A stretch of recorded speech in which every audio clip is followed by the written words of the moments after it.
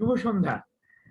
বিস্তার Chittagong arts complex আয়োজিত সাপ্তাহিক সাহিত্য বিষয়ক আন্তর্জালিক অনুষ্ঠান পাণ্ডুলিপি করে আয়োজনের 56তম পর্বে আপনাদের স্বাগত জানাই। আমাদের এই পর্বের অতিথি বাংলাদেশের একজন অত্যন্ত শক্তিমান কথা সাহিত্যিক, মূলত ছোট গল্পকার ফয়জুল ইসলাম। ফয়জুল ইসলাম জন্মেছেন ঢাকা শহরের সিদ্ধেশ্বরীতে। যেই সিদ্ধেশ্বরীর কথা আমরা প্রায়শই তার গল্পে দেখতে পাই, ঘুরে ফিরে সেখানে সিদ্ধেশ্বরীর উল্লেখ থাকে। কিন্তু তার পড়াশোনা উচ্চশিক্ষা রাজশাহী বিশ্ববিদ্যালয়ে, অর্থনীতি বিভাগে তিনি সেখানে স্নাতক এবং স্নাতকোত্তর করেছেন। তারপর 94 সাল থেকে তিনি সরকারি কাজেই যুক্ত আছেন, সরকারি চাকরিতে, এবং অতি সম্প্রতি তিনি অ্যাডিশনাল সেক্রেটারি, বাংলায় কি বলে এটা আমি জানি না, অতিরিক্ত সচিব। অতিরিক্ত সচিব, আচ্ছা, অ্যাডিশনাল সচিব হিসেবে তিনি পদোন্নতি পেয়েছেন। ফলে এই সুযোগে আমি তাকে অভিনন্দনও জানিয়ে নিচ্ছি অনেক ধন্যবাদ তার এই অর্জনের জন্য। এবং তার এই কাজে থাকা অবস্থাতেই তিনি তার শিক্ষাকে আরো বেশ খানিকটা সমৃদ্ধ করেছেন। তার মধ্যে উল্লেখযোগ্য হচ্ছে তিনি যুক্তরাষ্ট্রের ম্যাসাচুসেটসের বিখ্যাত উইলিয়ামস কলেজ থেকে উন্নয়ন অর্থনীতিতে আরো একটি স্নাতকোত্তর ডিগ্রি নেন, এবং এরপরে তিনি আরেক কাঠি এগিয়ে যাওয়ার উদ্যোগ নিয়েছিলেন। ইতালির সিয়েনা বিশ্ববিদ্যালয়ে পিএইচডিতে নাম নিবন্ধন করেছেন, গবেষণাটাও সেরেছেন, কিন্তু শেষ রক্ষা করেননি। অর্থাৎ যে গবেষণাটা কিছু উপস্থাপন করার যে একটা আবশ্যকতা রয়েছে, সেটি তিনি আর সম্পূর্ণ করেননি আর কি। তো এর মধ্যে তিনি কাজ করেছেন, যেমন পাশাপাশি তার সাহিত্য চর্চাটুকু যতটা সম্ভব অব্যাহত রেখেছেন, এবং গুরুত্বপূর্ণ একটা পদে থেকে পরিকল্পনা কমিশনের সঙ্গে থেকে তার পক্ষে যতটুকু করা হয়েছে তিনি করেছেন। ইতিমধ্যে তার 5টি ছোট গল্প এবং একটি উপন্যাস প্রকাশিত হয়েছে। ছোট গল্পের আগে অবশ্য যথারীতি তিনি কবিতা লিখেছেন, ছাত্র জীবনে প্রচুর কবিতা লিখেছেন, কবিতা দিয়েই শুরু, নানা রকম লিটল ম্যাগাজিনের সঙ্গে যুক্ত ছিলেন, এবং এক পর্যায়ে ছোট গল্পেই তিনি নিজের জায়গা খুঁজে পান, এবং প্রথম গ্রন্থকার হিসেবে ছোট গল্পের বইয়ের রচয়িতা হিসেবে 1998 সালে তার আত্মপ্রকাশ ঘটে নক্ষত্রের ঘোড়া নামক গ্রন্থ নিয়ে। এরপর আবার দীর্ঘ বিরতি, কিন্তু বিরতির পরে যখন তিনি ফিরে আসেন রীতিমতো একটা বেশ ধাক্কা দিয়ে। 2016 সালে তার খোয়াজ ফিজির সিন্ধু বইটি প্রকাশিত হয়, দ্বিতীয় বই। ওই বছরই বইটি প্রথম আলোর বর্ষসেরা বইয়ের পুরস্কার পায়, এবং এরপর আর তাকে ফিরে তাকাতে হয়নি পেছনে। এরপর বছরই আর দুটো গ্রন্থ বেরোলো, আয়না এবং নীলক্ষেতে কেন যাই। সবশেষ গল্প গ্রন্থ গত বছর বেরিয়েছে 2020-তে, বেনজিন খানের সাইকেল। আর এর আগে 2018-তে উপন্যাসও বেরিয়েছে, বয় স্কুল ব্যান্ড নামে। পাশাপাশি তিনি বিভিন্ন সাহিত্য পত্রিকায় গদ্য রচনা করেন, মূলত প্রবন্ধ, সাহিত্য বিষয়ক প্রবন্ধ। তবে তার আগ্রহ জায়গাটি হচ্ছে ভাষা সাহিত্য, মধ্যযুগের বাংলা সাহিত্য বা আধুনিক কবি তাদের রচনায় লৌকিক সাহিত্যের প্রয়োগ ইত্যাদি নিয়েও তিনি নানা রকম চিন্তামূলক এবং গবেষণামূলক প্রবন্ধ রচনা করে থাকেন। তো আজকে আমরা এরকম একজন বেশ আকর্ষণীয় বর্ণাঢ্য বৈশিষ্ট্যের অধিকারী মানুষের সঙ্গেই কথা বলবো, তার সাহিত্য জীবনের কিছু ভাগ নেব আমরা। তো আমি শুরুতেই বিস্তারের পক্ষ থেকে ফয়জুল ইসলামকে আন্তরিক ধন্যবাদ, অভিনন্দন এবং স্বাগত জানাচ্ছি আমাদের এই আজকের আন্তর্জাল মঞ্চে। ফয়জুল ইসলাম।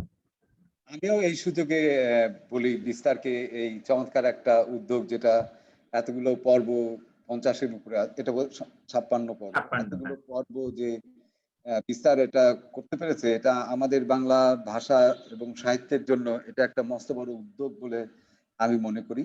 তার কারণ হচ্ছে যে এই ধরনের ফোকাস সাধারণত আজকাল পত্র পত্রিকাতে উঠে গেছে। অনেক আগে একটা ট্র্যাডিশন ছিল যে যেখানে লেখককে ধরে তাকে উন্মোচন করার একটা প্রক্রিয়া ছিল, তো সেটা দীর্ঘ প্রায় 2 দশক ধরে আমাদের আর চোখে পড়ছে না। তো সেখানে বিস্তার যে কাজটা করেছে, বিশেষ করে আলম খুরশেদ ভাইয়ের নেতৃত্বে, এটাকে আমরা সাধুবাদ জানাই। এবং আজকে আমাকে আমন্ত্রণ জানার জন্য বিস্তারকে আমি অজস্র ধন্যবাদ দিতে চাই, এবং সেই সাথে যারা লাইভে যুক্ত আছেন তাদেরকেও আমার প্রাণ ঢালা অভিনন্দন। অনেক ধন্যবাদ। আমরা শুরু করি আমন্ত্রিত অতিথির সাহিত্য জীবনের গোড়ার গল্পটা শুনে, অর্থাৎ কখন, কিভাবে, কেন তিনি এই জগৎটির সঙ্গে নিজেকে জড়ালেন। তার যে সবারই একটা প্রাথমিক একটা গল্প থাকে, সূচনা পর্বের গল্প, সেই গল্পটি শুনতে চাই। এই বাংলা ভাষা, লেখালেখি, প্রকাশনা ইত্যাদির প্রতি আগ্রহটা তৈরি হলো কিভাবে? এটা এটা আসলে আমি আমি অনেক ছোটকাল থেকে আমি মজার একটা বলি যে এই যে অন্তমিল করে ছড়া লেখা, এটা আমি যখন ক্লাস মানে আমি 2 তে পড়ি, আমি সে সময় আমি খেয়াল করি যে আমি অন্তমিল দিয়ে আমি ছড়া লিখতে পারি। তো এইটার ব্যাকগ্রাউন্ড যে জিনিসটা যে আমার বাবা এবং মা আমাকে প্রচুর বই কিনে দিয়েছিলেন। তো সেখানে শিশু সাহিত্য থেকে মানে বাংলাদেশ, বিশেষত তখন কলকাতা শিশু সাহিত্য অনেক বেশি শক্তিশালী। বাংলাদেশ গুটি, গুটি পায়, ইখলাসউদ্দিন আহমেদ ইনারা যারা ছিলেন।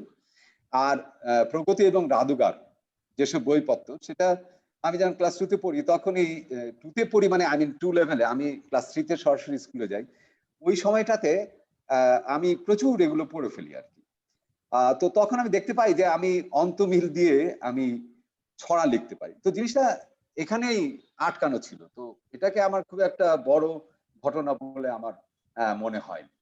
তো যে জিনিসটা হলো যে আমার বাবার একটা বিশাল একটা লাইব্রেরি ছিল, যে সেখানে আপনার বাংলা ফিকশন আমার বাবার খুব প্রিয় ছিল। উনি প্রত্যেকটা দিন বাংলা ফিকশন পড়তেন। সেখানে রবীন্দ্রনাথ ঠাকুর, ঈশ্বরচন্দ্র বিদ্যাসাগর, বঙ্কিমচন্দ্র চট্টোপাধ্যায়, দীন বন্দ্যোপাধ্যায় থেকে শুরু করে আপনার যেসব পপুলার যেই লেখাগুলো, যেমন আ মানে জরাসন্ধ, ফাল্গুনী, বিমল কর, আশুতোষ, সমরেশ, হেন কোনো বই নাই। প্রত্যেকটা বই যেটা বেরোচ্ছে সেটাই আমার বাবা কিনে নিয়ে আসতেন এবং ওই বইগুলো আমাদের চোখের সামনে ঘুরে বেড়াতো। আর আমার মা ছিলেন রবীন্দ্র ভক্ত।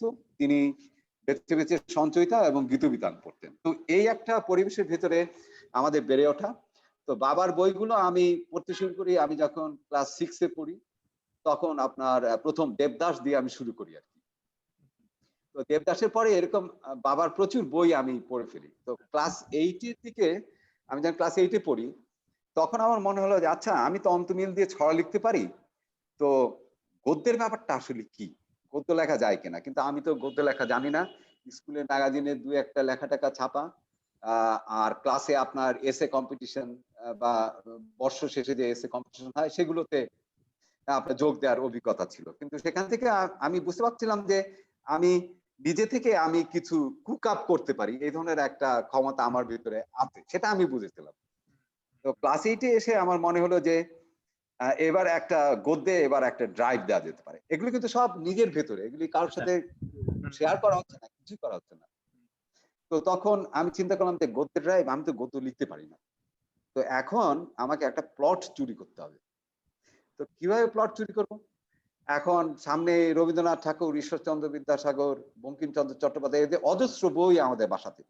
আমি দেখলাম যে এরা তো ভয়ংকর মানে জনপ্রিয় মানুষ। এদের প্লট যদি আমি চুরি করি, আমাকে সাথে, সাথে ধরে ফেলবে। তাহলে এমন একজন লেখককে পিক করতে হবে, মানে সে যতটা যে মানে ততটা জনপ্রিয় নয়। তো তখন যেটা হলো যে আমার বাবা আপনার বইপত্রের পাশাপাশি কলকাতার বিভিন্ন ম্যাগাজিন সাবস্ক্রাইব করতেন। এর ভিতরে আপনার উল্টো রথ নামে একটা ম্যাগাজিনের কথা আপনার মনে আছে, যেটা হ্যাঁ, সিনেমা। সিনেমা পত্রিকা মূলত। হুম, হুম। ওইখানে শারদীয় সংখ্যাতে আপনার উপন্যাস, গল্প এবং হ্যাঁ, মূলত উপন্যাস এবং গল্প ছাপা হতো। তো আমি ঠিক করলাম যে বইপত্তরে যাব না, পত্র-পত্রিকায় দেখি, কারণ এইখানে যারা স্বনামধন্য নয় তাদের বই-টই তাদের লেখা ছাপার সম্ভাবনা বেশি। তো আমি একজনকে পেয়েও গেলাম। এবার যদি আমি নামটা বলি আপনি হাসবেন। শিবরাম চক্রবর্তী। ওরে বাবা! এ তো একেবারে দিকপাল, গুরু মানুষ একেবারে। এখন যেটা হলো যে আমি কিন্তু শিবরামকে চিনি না। আমি বাসায় ঈশ্বর পৃথিবী ভালোবাসার আমি কপি দেখেছি। হুম। সেটা আমি পড়তে পারিনি। কারণ এটা অনেক উচ্চ মার্কেট ছিল, আমি ওটা পড়তে পারিনি। তো আমার যেটা মনে হচ্ছিল বাসায় যেহেতু শিবরাম আচ্ছা, চক্রবর্তী। হেডফোনটা বোধহয় নড়ে টরে গেছে কিনা আমি জানি না, সাউন্ড একটু কমে গেছে। আমার মনে হয় এটা বাদ দাও। হেডফোন ছাড়াই বোধহয় ভালো শোনাচ্ছিল। দেখি এবার। আপনি আমাকে শুনতে পাচ্ছেন? আ আ শুনতে পাচ্ছি কিন্তু একটু হয়ে গেল। সীমিত হয়ে গেল যেন আচ্ছা আমি শব্দটা। আবার চেষ্টা করি। হ্যাঁ, হ্যাঁ। ওকে। হুম, হুম। শোনা যাচ্ছে আমাকে? না, শোনা যাচ্ছে না? না, মানে হেডফোন ছাড়া ১ম এ কিন্তু খুবই ভালো শোনা যাচ্ছিল। হেডফোনেও খারাপ হয়নি। আমি আবার দেখি এই এখন ঠিক আছে, হ্যাঁ খুব ভালো, হ্যাঁ হ্যাঁ ভালো শোনা যাচ্ছে। আচ্ছা, হুম। তো শিবরাম চক্রবর্তীর কথাটা যেটা বলছিলাম যে আমাদের বাসায় যেহেতু শিবরাম চক্রবর্তী বই মাত্র একটা, ঈশ্বর পৃথিবী ভালোবাসা, আমি ভাবলাম যে এই ভদ্রলোক তো অতটা জনপ্রিয় নয়, কাজে এর প্লট চুরি করা যেতেই পারে। হুম ভুলটা আমি সেখানেই করলাম, সেটা আমি পরে আসছি কি ভুলটা হলো আর কি। হুম হুম। তারপরে আমি শিবরাম চক্রবর্তীর আপনার দুটো গল্প আমি উল্টো রথে পাই। না না না, একটা হচ্ছে এই না, শব্দটা ঠিক হচ্ছে না আসলে। ঠিক হচ্ছে না। এটা ছাড়া হলে, হ্যাঁ ছাড়া হলে কি অসুবিধা? আমার কথা শোনা যাচ্ছে না? এটা ছাড়া হলে নাকি আমার এবার আমার কথা? শোনা যাচ্ছে, হ্যাঁ এবার শোনা যাচ্ছে, এবার যাচ্ছে, যাচ্ছে যাচ্ছে। না, আমি আবার বলি তো, শিবরাম চক্রবর্তীর প্রসঙ্গে বলছিলাম, শোনা যাচ্ছে আলম ভাই? শোনা যাচ্ছে, কেন যেন অত মসৃণ না আর কি, শব্দটা কেন মসৃণ না আমি বুঝতে পারছি না। কিছুক্ষণ কন্টিনিউ করেন, তারপর দেখি আমি। হ্যাঁ কিছুক্ষণ কন্টিনিউ করেন। হ্যাঁ আমার মনে হয় এটার কানেকশনটা অনেক সময় লুজ টুজ হয়ে গেলে এরকম হয় বোধ হয় আর কি। হ্যাঁ, হ্যাঁ তো যেটা বলছিলাম যে শিবরাম চক্রবর্তী বই যেহেতু আমাদের বাসায় অনেক কম ছিল, তো আমি ধরে নিলাম যে তিনি অতটা জনপ্রিয় কোনো লেখক না। তো তখন উনার আপনার দুটো গল্প আমি পড়ি, একটা ছিল ডালু মাসির ছিপ, গল্পটার নাম, সেটা হচ্ছে যে হাওড়া ব্রিজের ধারে মানে একজন তার মাসির ছিপ নিয়ে মাছ ধরতে গিয়ে কি কি সব কেলেঙ্কারি হলো সেটা। আর আরেকটা গল্প আপনার মনে আছে যে একজন বন্ধু স্কুলে আরেকজন বন্ধুকে একটা উপহার দেয়, একটা বাক্সের ভিতরে 10-12টা বাক্স, সবচাইতে ছোট বাক্সতে এসে লেখা থাকে এত কৌতূহল ভালো না, আপনার মনে আছে নিশ্চয়ই গল্পটা? মনে আছে, কিন্তু আমি এই সাউন্ডে আমি সন্তুষ্ট হতে পারছি না। আমার মনে হয় যারা শুনছেন তারা বোধহয় খুব একটা লাভবান হবেন না। খুলে আবার লাগিয়ে, হেডফোনটা খুলে আবার লাগিয়ে আমরা দেখি, বরং হেডফোনটা খুলে আবার লাগিয়ে। আচ্ছা, আমি খুবই দুঃখিত, আমি আবার চেষ্টা করি। হ্যাঁ হেডফোনটা খুলে নিয়ে আবার কানে লাগিয়ে আরেকবার শুরু করি আমরা।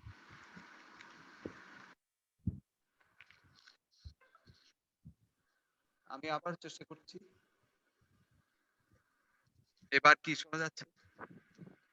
শোনা তো যায়, কিছুক্ষণ পরে একটু কেটে কেটে যায়। স্টার্ট করেন, হ্যাঁ দেখি আবার কতক্ষণ আমরা চালাই। হ্যাঁ, তো শিবরাম চক্রবর্তীর প্রসঙ্গে আমি বলছিলাম যে শিবরাম চক্রবর্তীর দুটো গল্প, একটা হচ্ছে ডালু মাসির ছিপ, সেটা হাওড়া ব্রিজের কাছে আপনার মাছ মাছ ধরতে গিয়ে একটা ছিপ নিয়ে কি ধরনের দুর্ঘটনা করতে পারে সেটা ছিল। আর আরেকটা ছিল যে একজন ক্লাসের একজন বন্ধু আরেকজন বন্ধুকে উপহার দিচ্ছে, সে উপহারটা হচ্ছে যে একটা বক্সের ভিতরে ছোট ছোট ছোট ছোট বক্স হতে হতে একদম সব ছোট ছোট বক্স, সেখানে লেখা ছিল এত কৌতূহল ভালো না। তো শিবরাম চক্রবর্তী রস আপনি বুঝতেই পারছেন। তো আমি এই দুইটা গল্প আমি মানে নিজের মতো করে আমি নকল করে ফেললাম। নকল করার পরে তো আমি বন্ধু বান্ধবকে, স্কুলের বন্ধু বান্ধবকে, পাবনা জেলা স্কুলে পড়ি আমি, তাদেরকে পড়তে দিলাম, তারা বললো তো দুর্দান্ত গল্প। হ্যাঁ, তা আমি তো খুব খুশি যে যাক কেউ ধরতে পারেনি। কিন্তু আব্বাকে যখন দেখালাম, আব্বা এটা বুঝে ফেললো যে এটা তো চেনা মনে হচ্ছে, এটা শিবরাম কিনা। আমি তো আব্বা তো ধরে ফেললো আমাকে। তারপরে ওই যে সেই লজ্জাটা আমি পেলাম আর কি। তারপরে গদ্য লেখাটা মানে আমি বাদই দিলাম যে না, তার চাইতে বরঞ্চ কবিতা টবিতায় লিখি, গদ্য লিখে আর লাভটা পাবে না। হ্যাঁ সেইটাই তো আমার দ্বিতীয় জিজ্ঞাসা আসলে এটাই, যে কবিতাই তো ছিল শুরুর দিকে এবং অনেকদিন কবিতা চর্চা করেছেন এবং কবিতায় বেশ মোটামুটি একটা নাম ধামও হয়েছিল, অবস্থানও তৈরি হয়েছিল, বিভিন্ন ছোট কাগজ ছাপা হচ্ছিল।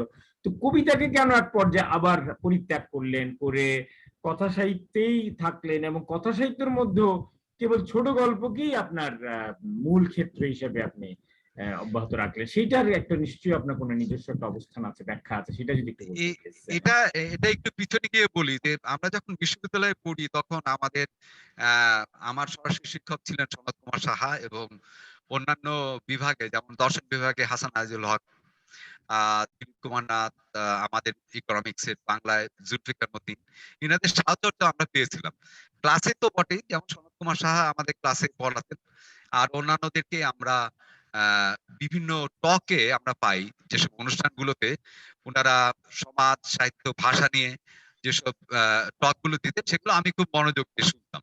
তো শোনার পরে আমি বিশ্ববিদ্যালয়ে আমি একবার গল্প লেখার চেষ্টা করি। তো গল্পটা আপনার কেটে গেল বলতে আমি বোঝাচ্ছি যে মানে সমাজ পরিবর্তনে হাতিয়ার হিসেবে সাহিত্যকে ব্যবহার করা যেতে পারে, এমন একটা চিন্তা থেকে গল্পটা লেখা হলো। তো তো সেখানে আপনার যা হয়, খড়ের পালায় আগুন টাগুন লেগে টেগে গেল, সে বিদিকিচ্ছির অবস্থা একটা। তো আমাদের এখন একজন কবি আছেন শেখ ফিরোজ আহমেদ, আমাকে ভয়ঙ্কর রকম সমালোচনা করলেন যে তোমাকে কে বললো যে গল্প দিয়ে সমাজ পরিবর্তন করা যায়? গল্প তুমি মানুষের জীবনকে তুলবে, তুমি হাসান আইজুল হক পড়ো। তো তখন আমি আপনার হাসান আইজুল হকের 5টা বই পড়ে ফেলি। সমুদ্রের স্বপ্ন, শীতের অরণ্য, আত্মজা, একটি করবে গাছ, জীবন ঘষে আগুন, নামহীন পথহীন এবং আহ, পাতালে হাসপাতাল। এই 5টা আমি খুব ভালো করে পড়ে ফেলি। তখন আমি লিখিনি বিশ্ববিদ্যালয়ের পর্বে, আমি তখনও কবিতা লিখছি। 88 সালে আমার একটা কবিতা, কয়েকটা কবিতা বের হতে শুরু করলো আপনার লিটল ম্যাগাজিন গুলোতে। 98 সালে দেখা গেল যে আমার বন্ধুরা সুব্রত অগাস্টিন গোমেজ, বিষ্ণু বিশ্বাস, শামসুল কবির কোচি, এরা আমাকে বলছে তোমার আর কবিতা লেখার প্রয়োজন নেই, তুমি এক কাজ করো, তুমি গদ্য লেখো।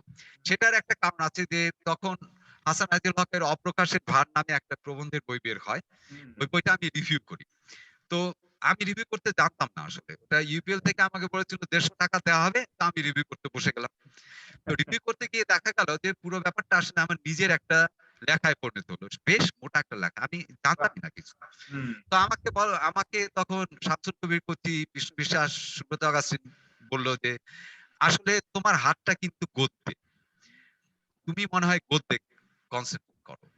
তো তারপরে 98 সালে আমি চিন্তা করলাম এবং 90 সালে আমি যখন বিশ্ববিদ্যালয় থেকে বের হয়ে গেলাম, তার প্রথম দিকে আমি ভাবলাম যে এইবার আসলে সিরিয়াসলি আমার গদ্য লেখা প্রয়োজন আর কি, আমার নিজেকে বোঝানোর জন্য, আমার নিজের কান্নাগুলো বা যেসব আমি বিক্ষুব্ধ আমার নিজেকে মনে হয় সেটাকে আহ মানে পাওলো কোয়েলো যেভাবে বলেছেন যে উই এক্সপ্রেস আওয়ার টিয়ার্স, মানে টিয়ার্স বিকামস ওয়ার্ডস, শব্দ আসলে কান্না ছাড়া কিছু না। তো এরকম চিন্তা ভাবনা গুলো তখন আমাকে আসলে তাড়িত করে যে আহ, আমাকে গদ্য লেখা উচিত। এবং তখন টনি মরিসনের এক সাক্ষাৎকার আমি পড়েছিলাম, উনি বলছিলেন যে তুমি যদি খুব একটা ভালো বই পড়তে চাও এবং তুমি যদি দেখো যে সেরকম একটা বই বাজারে নাই, কেউ লিখেনি, তুমি সেটা নিজেই লিখে ফেলো, এটাই সবচাইতে ভালো ব্যাপার। টনি মরিসনের এটা আমাকে অনেক উৎসাহিত করেছিল আর কি। সে তো গদ্যে এলেন, গল্প লিখলেন, কিন্তু মানুষ গল্পটা দিয়ে শুরু করে, কিন্তু এক পর্যায়ে কিন্তু ধীরে ধীরে উপন্যাসে চলে যায়, গল্পও থাকে, কিন্তু আপনি কিন্তু গল্পেই রয়ে গেলেন এখন অব্দি। মোটা দাগে বলতে গেলে ছোট গল্পকে নিয়েই কাজ করছেন, সেইটা কেন? সেটা নিশ্চয়ই একটা সচেতন সিদ্ধান্তের ফসল একটা, হয়তো বা। আমি জাস্ট শুনতে চাইছি আপনার এটা অবস্থানটা আর কি।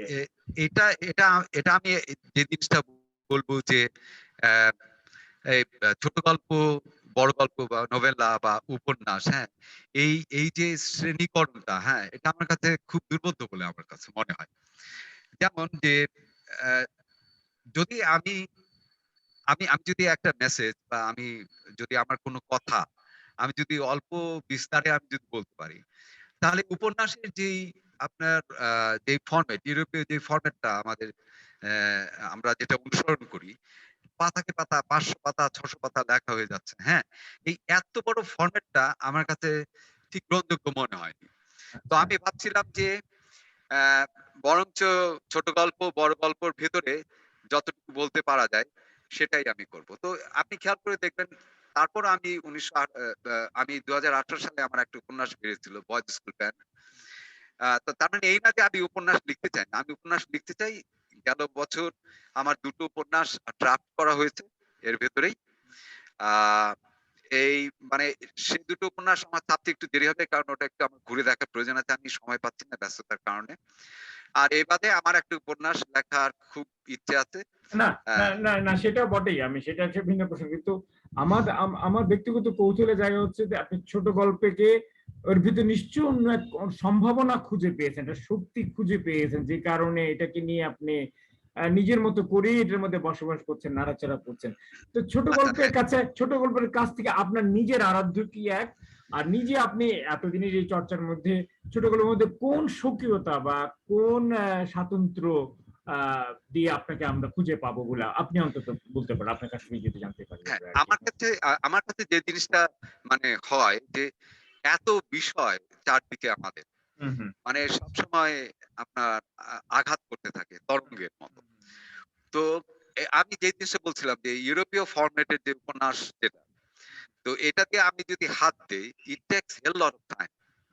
তখন আমার মনে হচ্ছিল যে সময়কে সুন্দরভাবে ব্যবহার করতে গেলে ছোট গল্প বা বড় গল্প এই ফরম্যাটটা আমাকে একটা ফ্লেক্সিবিলিটি দিচ্ছে।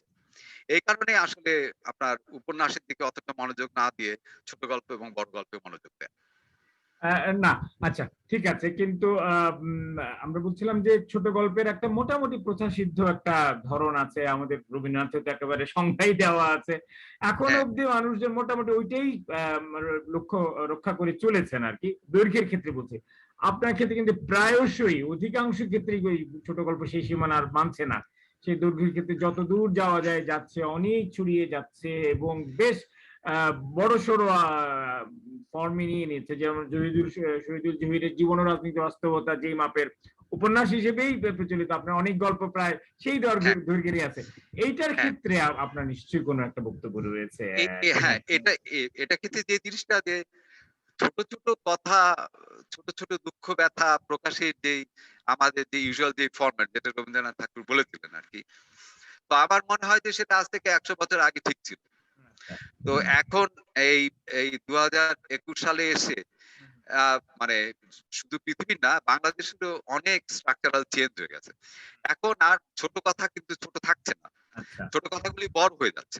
তো হুম, এই যে বড় কথা মানে এবং multiple aspects in a single thing, এইটাকে প্রকাশ করতে গেলে তখন ছোট গল্পের সেই টাইট ফরম্যাট এবং ওই পরিসর তখন আর সেটা আমাকে অন্ততপক্ষে জায়গা দেয়নি। তো আমার যেটা মনে হয়েছে যে আরেকটু যদি ব্যাপারটাকে খোলাসা করে আরেকটু যদি একটু বিস্তার করে যদি লেখা যায়, তাহলে আমার মনে হয় যে বর্তমানের যেই সামাজিক অর্থনৈতিক যে পরিবর্তন ব্যক্তিকে আন্দোলিত করে সেই ব্যাপারটাকে ধরতে সুবিধা হয়। এইজন্য আমি ছোট গল্পের স্বল্প পরিসরের সীমা প্রায় আমি ভেঙে দিই। আমার কিছু ছোট গল্প আছে আছে। যেগুলো হুম, হুম, হুম, হুম। যেগুলো ১০০০ শব্দের বেশি না, সেগুলো ভালো গল্পই আমি বলব। কিন্তু ইউজুয়ালি আমি এই সীমাটা ভেঙে দিই। সেটাই। যে খোয়াজ খিজিরের সিন্ধুক বইতে মাত্র ৪টা গল্প, বেশ বড় বড় করে গল্প এক একটা। হ্যাঁ, তো হ্যাঁ, বইয়ের কলেবর তো ছোট না একেবারে, বেশ বড় কলেবরই আর কি। আচ্ছা, যাই হোক, আমরা মোটামুটি ধারণা পেলাম এই প্রসঙ্গে। এবার আপনার সামগ্রিক কর্মকাণ্ডের একটা সংক্ষিপ্ত খতিয়ান যদি আপনার কাছে পাই, যে গোটা ৬ বই বেরিয়েছে, হ্যাঁ, তার ধারাগুলো, তার বৈশিষ্ট্যগুলো, তার লেখার সময়কার বা প্রকাশের পরবর্তী প্রতিক্রিয়া ইত্যাদি নিয়ে যে সামগ্রিকভাবে আপনার অভিজ্ঞতা উপলব্ধিটা যদি জানাতেন এই সময় পর্বের এই বইগুলো প্রকাশের ক্ষেত্রে। আ আ ওই আপনি যেটা বলছিলেন যে নক্ষত্রে ঘোরার পরে ১৮ বছর হ্যাঁ, আমি কোন বই বের করিনি। Right, right. কিন্তু হ্যাঁ, হ্যাঁ। হুম, আমি কিন্তু লিখছিলাম। ওই হুম, সময়টাতে লিখছিলাম। হুম, হুম, তো যেটা হলো যে শহীদুল জহির একদিন আমাকে বললেন যে, "এই যে বই বের করো না, এটা কি ঠিক?" আমি বললাম যে, "আবার এগুলো একসাথে গোছানো, টাইপ করা, বই বের করা, এ তো ভয়ংকর একটা কর্মযজ্ঞ।" আচ্ছা, তো আচ্ছা। শহীদুল জহির আমাকে বললেন যে, "তুমি পাঠকের কথা বিবেচনা না করে ভাবো যে একটা বই যদি তোমার আলমারির র‍্যাকে যদি থাকে, কেউ না পড়লো, তোমার চোখের সামনে দেখলেও তো তোমার ভালো লাগবে।" এটা হচ্ছে শহীদুল জহিরের মৃত্যুর কিছুদিন আগের কথা, ২০০৬ সালের কথা। তো তখন আমি ঠিক করলাম যে আমি তাহলে এবার গল্পগুলোকে আমি এক জায়গায় আমি জড়ো করব। কিন্তু আমি আর সময় পাইনি। শহীদুল জহির মারা গেলেন। আমিও আবার বিভিন্ন পড়াশোনা এবং নানান কাজে আমি ব্যস্ত হয়ে গেলাম। তারপরে ২০১৫ সালে এসে আমি সব বই মানে আগের লেখাগুলো সব এক জায়গাতে করলাম আরকি। তো এখন যেটা হলো যে অ্যা এটা কচ খিজিরের সিন্দুক যেমন অনেক সমাদৃত হয়েছিল। এটা শুধুমাত্র আমি বলব না যে 'প্রথম আলোর পুরস্কারটাই বড়' সেটা মোটেই নয়। পাঠকের অনেক প্রতিক্রিয়া আমি আমি সেই সময় আমি পেয়েছি কচ খিজিরের সিন্দুকের। আ আর আপনার বখতিয়ার খানের সাইকেল যেটা আমার শেষ বই, এটার ব্যাপারেও আমি অনেক মানে পাঠক প্রতিক্রিয়া আমি পেয়েছি। আমি বলব খুবই ভালোভাবে প্রতিক্রিয়াগুলো আমার কাছে এসছে। তো আ এখন যেটা হলো যে নিজের কাজ সম্পর্কে আমি আমি যে জিনিসটা আমি হ্যাঁ, বলতে চাই যে আমার সেই। আমার নিজেকে আমি আমার নিজেকে আমি কিভাবে আইডেন্টিফাই করি এই হোল প্রসেস এ। এই প্রসঙ্গে আমি পলায় বলব যে বিষয়ের ক্ষেত্রে আ আসলে আ টি.এস. ইলিয়ট আমার গুরু আপনি বলতে পারেন যে উনার থিওরি অফ ইম্পার্সোনাল পোয়েট্রি ওখানে একজন লেখককে যে নৈর্ব্যক্তিকভাবে অ্যা অনুধাবন করতে হয় এবং উপস্থাপন করতে হয়, এই ব্যাপারটা আমি টি.এস. ইলিয়টের আ আ মানে আ থিওরি অফ ইম্পার্সোনাল পোয়েট্রি তে আমি ১ম পাই। তার আগে কিন্তু আমার প্রুফ ওয়ার্ক বা ওয়েস্টল্যান্ড আমার পড়া হয়ে গেছে, তখন অতটা ভালো করে আমি বুঝিনি।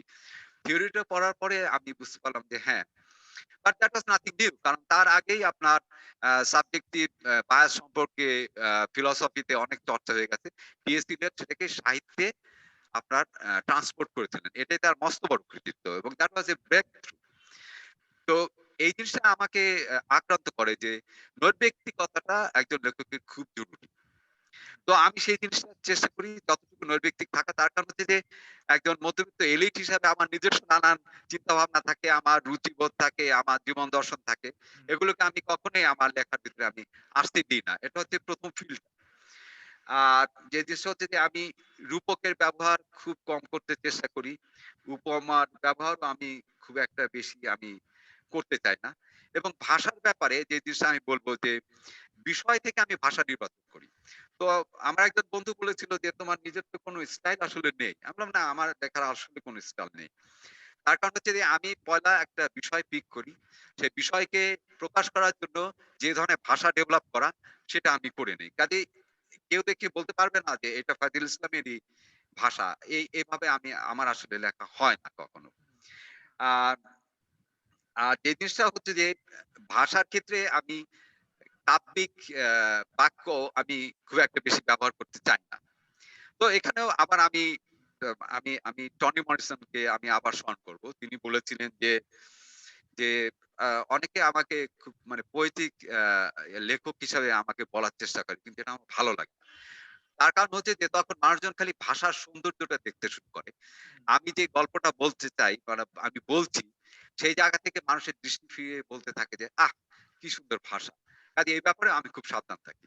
এ আচ্ছা। আচ্ছা, না ভাষার প্রসঙ্গ যদি উঠলোই তাহলে একটা প্রশ্ন আমার করার ছিল পরে, কিন্তু আমি এখনই সেরে ফেলি। কারণ আপনি নিজে ভাষা নিয়ে কয়েকটি প্রবন্ধ সম্প্রতি লিখেছেন আরকি, আমাদের যেমন মধ্যযুগীয় কবিতার কাব্য, গীতি, তার ভাষা নিয়ে একটা, আবার পাশাপাশি এলিয়ট, ওয়ার্ডসওয়ার্থ, হুইটম্যান, এদের লৌকিক ভাষা নিয়েও আপনার কয়েকটি প্রবন্ধ আমি দেখেছি আরকি। বান্তে। হ্যাঁ, হ্যাঁ। হ্যাঁ, তো বাংলায় বর্তমানে বাংলাদেশে বিশেষ করে আরকি ভাষা নিয়ে কিন্তু নানা ধরনের কথাবার্তা শোনা যায়, বিতর্ক হয়। প্রায়শই শুনি প্রমিত ভাষার প্রয়োজন ফুরিয়ে গেছে। প্রমিত অপ্রমিতর বিতর্ক। কলকাতার সঙ্গে ঢাকার ভাষার একটা দ্বন্দ্বও আমরা শুনতে পাই।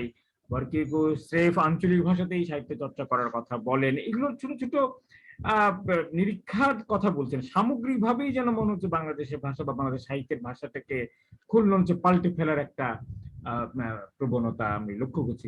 এ বিষয়ে আপনার কি কোনো পর্যবেক্ষণ আছে বা নিজের কোনো অবস্থান আছে? মানে সামগ্রিকভাবে হ্যাঁ, বাংলাদেশের ভাষা নিশ্চয়ই। হ্যাঁ, বিতর্কে নিয়ে? নিশ্চয়ই। হুম, হুম। হ্যাঁ, নিশ্চয়ই।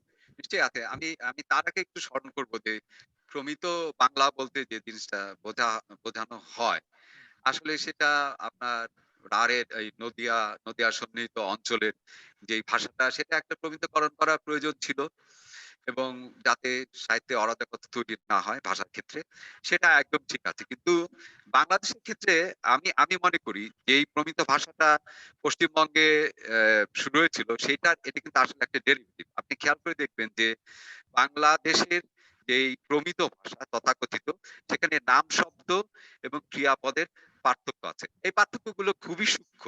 কিন্তু আপনি যখন বলছেন, আমার যেমন কলকাতার বন্ধু। আমার মূল প্রশ্নটা কিন্তু আগেই বলে রাখি, সাহিত্যের ভাষার ক্ষেত্রে, সাহিত্যের লিখিত ভাষার ক্ষেত্রে কিন্তু। হ্যাঁ, হ্যাঁ, আমি হ্যাঁ, সেখানে হ্যাঁ, আসছি। হ্যাঁ, হুম, হুম, আমি হুম, সেখানে আসছি। হুম, হুম, তো এই মৌখিক ভাষা, লৌকিক ভাষাই তো সাহিত্যে শেষ পর্যন্ত প্রতিফলিত হয়। হুম, হুম। তো সেটা হতে গিয়ে আপনার দেখা গেল যে বাংলাদেশে একটা নতুন প্রমিত ভাষা আসলে রূপ নিয়েছে। কিন্তু আঞ্চলিক ভাষার ব্যাপারে যে জিনিসটা, এ এটা এটার কিন্তু উদাহরণ আমাদের কিন্তু আসলে আছে। যেমন ময়মনসিংহ গীতি।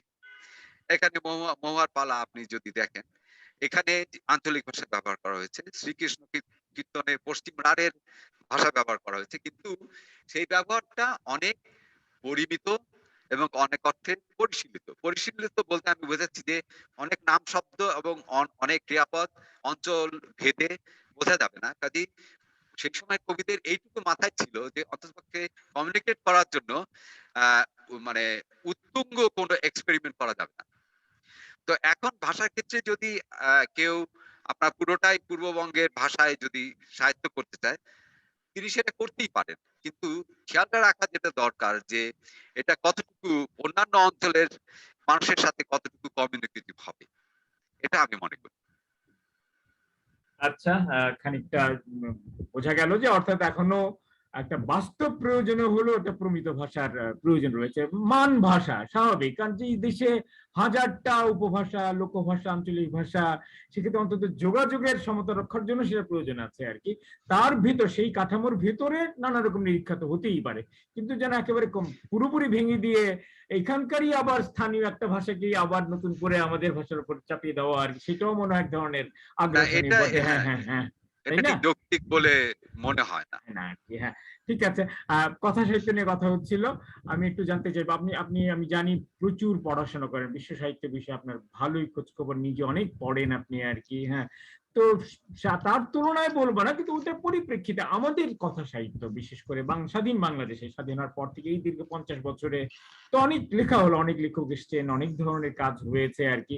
সামগ্রিকভাবে কিভাবে মূল্যায়ন করবেন আমাদের অর্জন, আমাদের অগ্রযাত্রা এবং আমাদের সমস্যা, সম্ভাবনা, দুর্বলতা, চ্যালেঞ্জ গুলোকেও যদি আলোকপাত করেন আপনার সেই পাঠ অভিজ্ঞতার আলোকে, তাহলে আমার মনে হয় আমরা একটু উপকৃত হব। ধন্যবাদ। আমি আমি মানে ৬০ এর দশক থেকে আমি আমি হ্যাঁ, বলবো যে হ্যাঁ, হুম, আহ, হাসান আইজুল হক, আখতারুজ্জামান ইলিয়াস, শওকত ওসমান, শওকত আলী, ইনারা আপনার যখন লেখালেখিতে যখন এগিয়ে আসেন তখন দুটো কাজ হয়েছিল।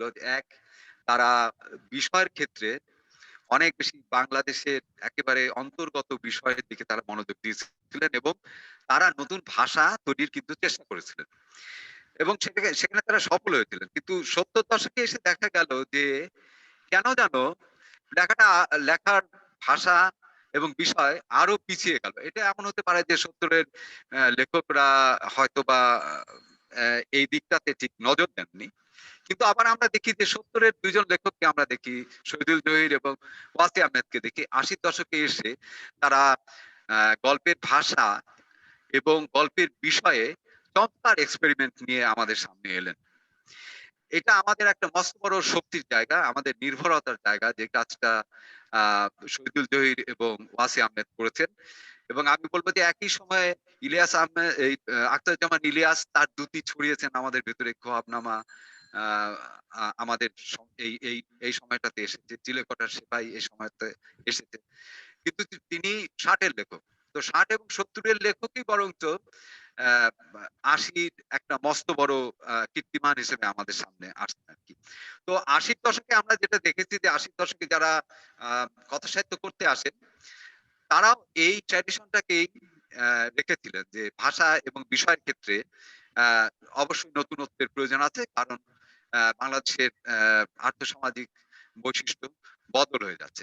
কিন্তু এরপরে এসে আমরা আমরা যেটা লক্ষ্য করলাম যে আরো ২০ বছর এখন এখন থেকে ধরেন ২০ বছর মতো সময় থেকে আমরা যে জিনিসটা লক্ষ্য করি যে বাংলাদেশের কথা সাহিত্যে সেই যে আগের যেই ঝকঝকে চকচকে ধারালো যে বিষয় এবং ভাষা, সেটার অভাব।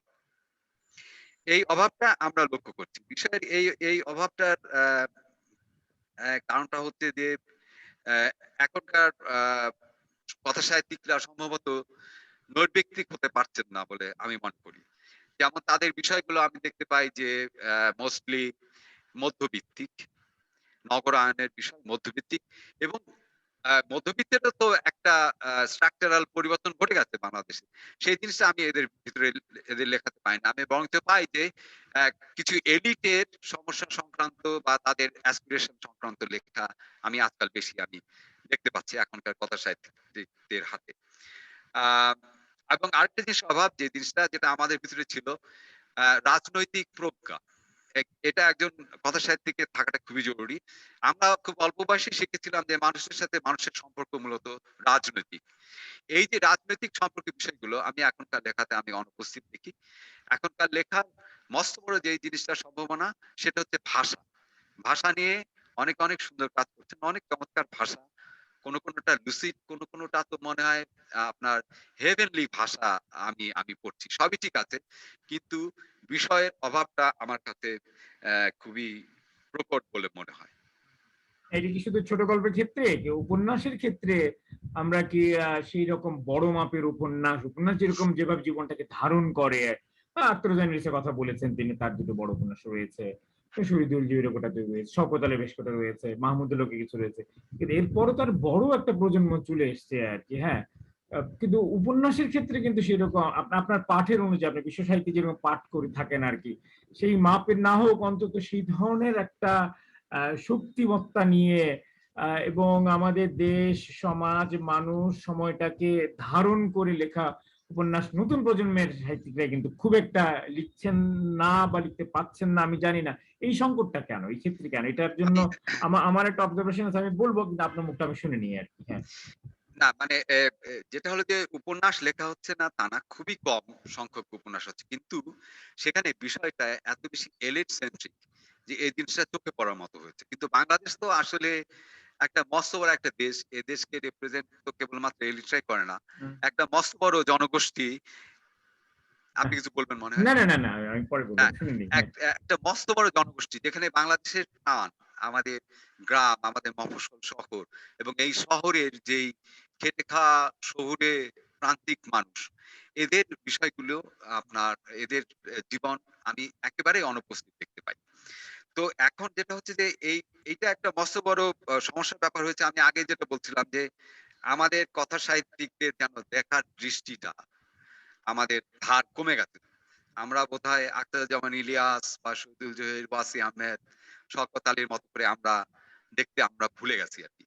এই জায়গাটাতে আমার সমস্যা বলে মনে হয়। না সেটা তো আছে, কিন্তু পরিসরের ক্ষেত্রে এটা একটা দীর্ঘ 500 পৃষ্ঠা বা 600 পৃষ্ঠার উপন্যাস লেখার জন্য যে অভিনিবেশ, যে অধ্যবসায়, যে সময়, যে সাধনা, হ্যাঁ, সেটাও হয়তো কেউ করতে চাইছেন। যে মুক্তিযুদ্ধ আর কিছু না, মুক্তিযুদ্ধ নিয়ে তো অন্তত বেশ বড় কিছু কাজ আমরা আশা করতেই পারতাম। এই বছর মুক্তিযুদ্ধের 50 বছর যাচ্ছে। হ্যাঁ, ওই কোন সেই উল্লেখযোগ্য কাজ তো আমরা সেইভাবে পাইনি, মানে একেবারে হচ্ছে হয়নি সেটা আমি বলছি না, একেবারে নাড়িয়ে দেওয়ার মতো, কাঁপিয়ে দেওয়ার মতো নতুন একটা ভূখণ্ড আবিষ্কার করার মতো বা অনালোকিত ক্ষেত্রকে আলো ফেলার মতো পাইনি কিন্তু আর কি। হ্যাঁ, তো আমার কেন জানি মনে হয় এটার জন্য, সেটা সূত্র দিয়ে আমি পরের প্রশ্নে যাব, একটা সমস্যা রয়ে গেছে আমাদের। উপন্যাস মূলত লেখা হয় ঈদ সংখ্যাগুলোকে কেন্দ্র করে। হ্যাঁ হ্যাঁ, না এটা হ্যাঁ, আমি খুব নিজের অনেক ভাবছে, আমি আপনার ক্ষেত্রেই আপনাকে পেয়েছি তো সরাসরি বলতে চাই আসলে আর কি, যে ঈদের সংখ্যায় অন্তত গোটা 10-12টা ঈদ সংখ্যা বেরোয়, প্রতিটাতে 6-7টা করে উপন্যাস ছাপা হয় আর কি। বলছে তারা উপন্যাস উপন্যাস নামে ঘোষণা দিয়ে লেখা হচ্ছে, কিন্তু কোনোটাই যদি আমরা পৃষ্ঠা গুনি আর কি, 20 পৃষ্ঠার বেশি কোনোটাই যায় না আর কি। এবং এটা আমি লক্ষ্য করেছি আপনার ক্ষেত্রেও, আমি গত বছরের আগেই আমি বণিক বার্তা সিল্ক রুটে আমি একটা উপন্যাস পড়েছি, সেখানেও দেখলাম একই জিনিস আর কি। অর্থাৎ তারা একটা নির্দিষ্ট শব্দ সংখ্যা ধরে দেয় আর কি। শব্দ সংখ্যা মেপে উপন্যাস তো লেখা সম্ভব নয়, আসলে সবসময় হয় না। এক, তারপর দেখা যায় ঈদ সংখ্যা বেরোতে না বেরোতেই ফেব্রুয়ারি বই মেলার জোয়ার মৌসুম চলে আসে, তখন প্রকাশকরা ধরে যে এটাকে উপন্যাস করে দিয়ে দেন আর কি। ফলে তার তড়িঘড়ি করে ওটাকে আর কয়েক পাতা বাড়িয়ে টাড়িয়ে বই মেলা ধরার জন্য ওইটাই উপন্যাস আকারে বেরিয়ে যাচ্ছে। এইটা আমার মনে হচ্ছে বড় একটা ক্ষতির জায়গা হয়ে যাচ্ছে আসলে আর কি। সময় নিয়ে এবং নিজস্ব তাগিদে এবং দরকার হলে তার জন্য যা যা গবেষণা দরকার, যা যা পঠন পাঠন দরকার করে লেখার, এবং সেটাকে ধীরে ধীরে কয়েকবার খসড়া সম্পাদনা করে তৃপ্ত হওয়ার পরে উপন্যাস বাজারে ছাড়া, এই প্রবণতাটাই আমাদের দেশে মানে অনুপস্থিত হয়ে যাচ্ছে। এইটা এই নিয়ে কি আপনার কোনো বক্তব্য আছে, বিশেষ করে আপনার নিজের না লেখার আমি ক্ষেত্রে সেই না উপন্যাস না থেকে আমি ধরি আর কি? হ্যাঁ। আমি আপনার সাথে সম্পূর্ণত একমত। উপন্যাস লেখার জন্য যেই অভিনিবেশ, যেই ডিসিপ্লিন এবং যে সময় সাপেক্ষ যে ব্যাপার, এই জিনিসটা আমার মনে হয় আমাদের যে জিনিসটা সমস্যা হয়েছে যে আমরা এত বেশি আপনার Facebook এবং অন্যান্য কেন্দ্রিক আমাদের মানে ৪-৫ লাইন লিখলেই মনে হয় যে জীবনে অনেক কিছু হয়ে গেল আরকি। তো সেখানে একজন লেখক যে উপন্যাস লিখবেন সেই অভিনিবেশের সময় সম্ভবত হচ্ছে না। এখানে জীবনের জঙ্গমতাও একটা জরুরি। আজকালকার লেখকরা তো সবাই ওরকম ফুল টাইমার না। অনেকে চাকরি করে বা গবেষণা কাজ করে জীবন নির্বাহ করেন। আমার নিজের ক্ষেত্রে আমি বলি যে আমার এত ব্যস্ততা থাকে, আমি এই আপনার উপন্যাসের দিকে আমি অভিনিবেশ আমি করতেই পারি না। কিন্তু আমি আপনাকে আশ্বস্ত করি যে আমার ২ টো উপন্যাস লেখা হয়েছে। আমি বলেছি ওগুলো পরে ছাপা হবে এবং আমি মুক্তিযুদ্ধের উপরে আমি একটা উপন্যাস আমি লিখবো আজ থেকে বছর ৩ পরে আর কি। হ্যাঁ, না আপনি একটা সূত্র দিয়েছেন, আমি যে আলোচনাটা জিততে চাচ্ছিলাম যে ফুল টাইম লেখক তো আমাদের মধ্যে নাই, অর্থাৎ পেশাদার লেখক আমাদের মধ্যে নাই, এবং এই ধরনের রচনার জন্য পেশাদারিত্ব ছাড়া আর কোনো বিকল্প নাই। সময় পাল্টে গেছে। এক সময় হতো তারাশঙ্কর মানিকগড়া হতো বা চাকরি করেও ইয়ে করেও করতেন, ইলিয়াস আত্মজনী ইলিয়াস রো করেছেন চাকরির পাশাপাশি। এখন আসলে আর সম্ভব না, এখন পরিবারের চাপ, সমাজের চাপ, নানা ধরনের চাপ রয়েছে আর কি। কিন্তু সেটার জন্য তো দেশে একটা প্রকাশনা শিল্প গড়ে উঠতে হবে। আগে একটা প্রকাশনা শিল্প পেশাদারিত্ব নিয়ে যারা লেখকদেরকে এই অবকাশটা দেবে, এই সুযোগটা দেবে, এই সম্মানটুকু দেবে। আমাদের দেশে কি এরকম একটা প্রকাশনা শিল্পের কোন রকম কোন অস্তিত্ব আমরা দেখতে পাচ্ছি বা সম্ভাবনা দেখতে পাচ্ছি, যারা লেখকদেরকে তাদের প্রাপ্য সম্মানী দেবে, তাদেরকে সে অবকাশ দেবে এবং তাদের বইটিকে সেভাবে সুসম্পাদিত করে প্রকাশ করবে, বইয়ের বিপণন হবে, বইকে ঘিরে আলোচনা হবে? আমি তো দেখছি না আর কি। এবং সেটা যতদিন না হয় ততদিন কি আসলে আমরা আশা করতে পারবো যে আমাদের সে লেখকরাও সেরকম পূর্ণকালীন লেখক, পেশাদার লেখক হয়ে উঠবে? এই বিষয়টা নিয়ে আপনার অভিজ্ঞতার আলোকে যদি কোনো মন্তব্য করতেন। আমি আমি আমি আপনার সাথে সম্পূর্ণত একমত। তার কারণ হচ্ছে যে প্রকাশকরা এত অপেশাদার মানে মনোভাব নিয়ে লেখকের কাছে আসেন। লেখকরা অনেক সময় বিরক্তি হয়ে যান। তো আ এবং তাদের নিজে থেকে কোনো উদ্যোগ থাকে না যে আপনি সম্পাদনার ব্যাপারটা কেবল শুরু হলো বাংলাদেশে গুটি, গুটি পায়ে এখন কিছু সম্পাদক যুক্ত হচ্ছেন বড়, বড় প্রকাশনের ক্ষেত্রে। যারা আপনার লেখকের সাথে সম্পাদনার বিষয়ে কথা বলেন, ২-৪ বার কথা বলেন, ড্রাফট এক্সচেঞ্জ হয়। তারপর গিয়ে আপনার ফাইনাল হচ্ছে ম্যানুস্ক্রিপ্ট। এই চলটা শুরু হয়েছে বাংলাদেশে। এবং অল্প কিছু প্রকাশনা সংস্থা আছে যারা লেখকদেরকে রয়ালটি আপনার দিয়ে থাকেন। কিন্তু সেটা হাতে গোনা। মানে আমার ৫ বারের উপরে হয়তোবা যাবেই না। তো এই যে একটা মস্ত বড় একটা মানে মানে বাংলা একাডেমি বইমেলাতে আপনি দেখেন, মানে হাজার, হাজার বই ছাপা হয়। কিন্তু তাদের মানে কোথায় যাচ্ছে এই বইগুলো, কোথায় মানে এই বইগুলো প্রমোট করার যে ইস্যু গুলো, এগুলো কখনো আমাদের সামনে আসেনি। আমরা দেখতে পাই না। এই বইগুলো বেরোচ্ছে এবং হারিয়ে যাচ্ছে এবং জিনিসটা এমনও হয় যে আপনার আ হয়তো অল্প সংখ্যক বই বের হয়, কোন রকমের বিক্রি-টিক্রি হয়, সেটার পরে সংস্করণগুলো আর হয় না। এভাবে অনেক বই ভালো বই হারিয়ে গেছে কিন্তু আমাদের সামনে থেকে। কাজে আমি এটা পুরোটাই বলব যে আমাদের প্রকাশনা আ যারা করে থাকেন তাদের অপেশাদারিত্বই আসলে এই মূল মূল সমস্যা হয়ে দাঁড়িয়েছে। লেখকরা যদি এই ধরনের ফিডব্যাক পেতেন, তাহলে অবশ্যই আমাদের ভিতর থেকে অনেকেই পেশাদার লেখকে পরিণত হতেন। আমি জানি অনেকে এটা মনস্কামনা করেন, কিন্তু জীবন যেহেতু চালাতে হয় তারা অন্য কাজ করে সময় কাটান।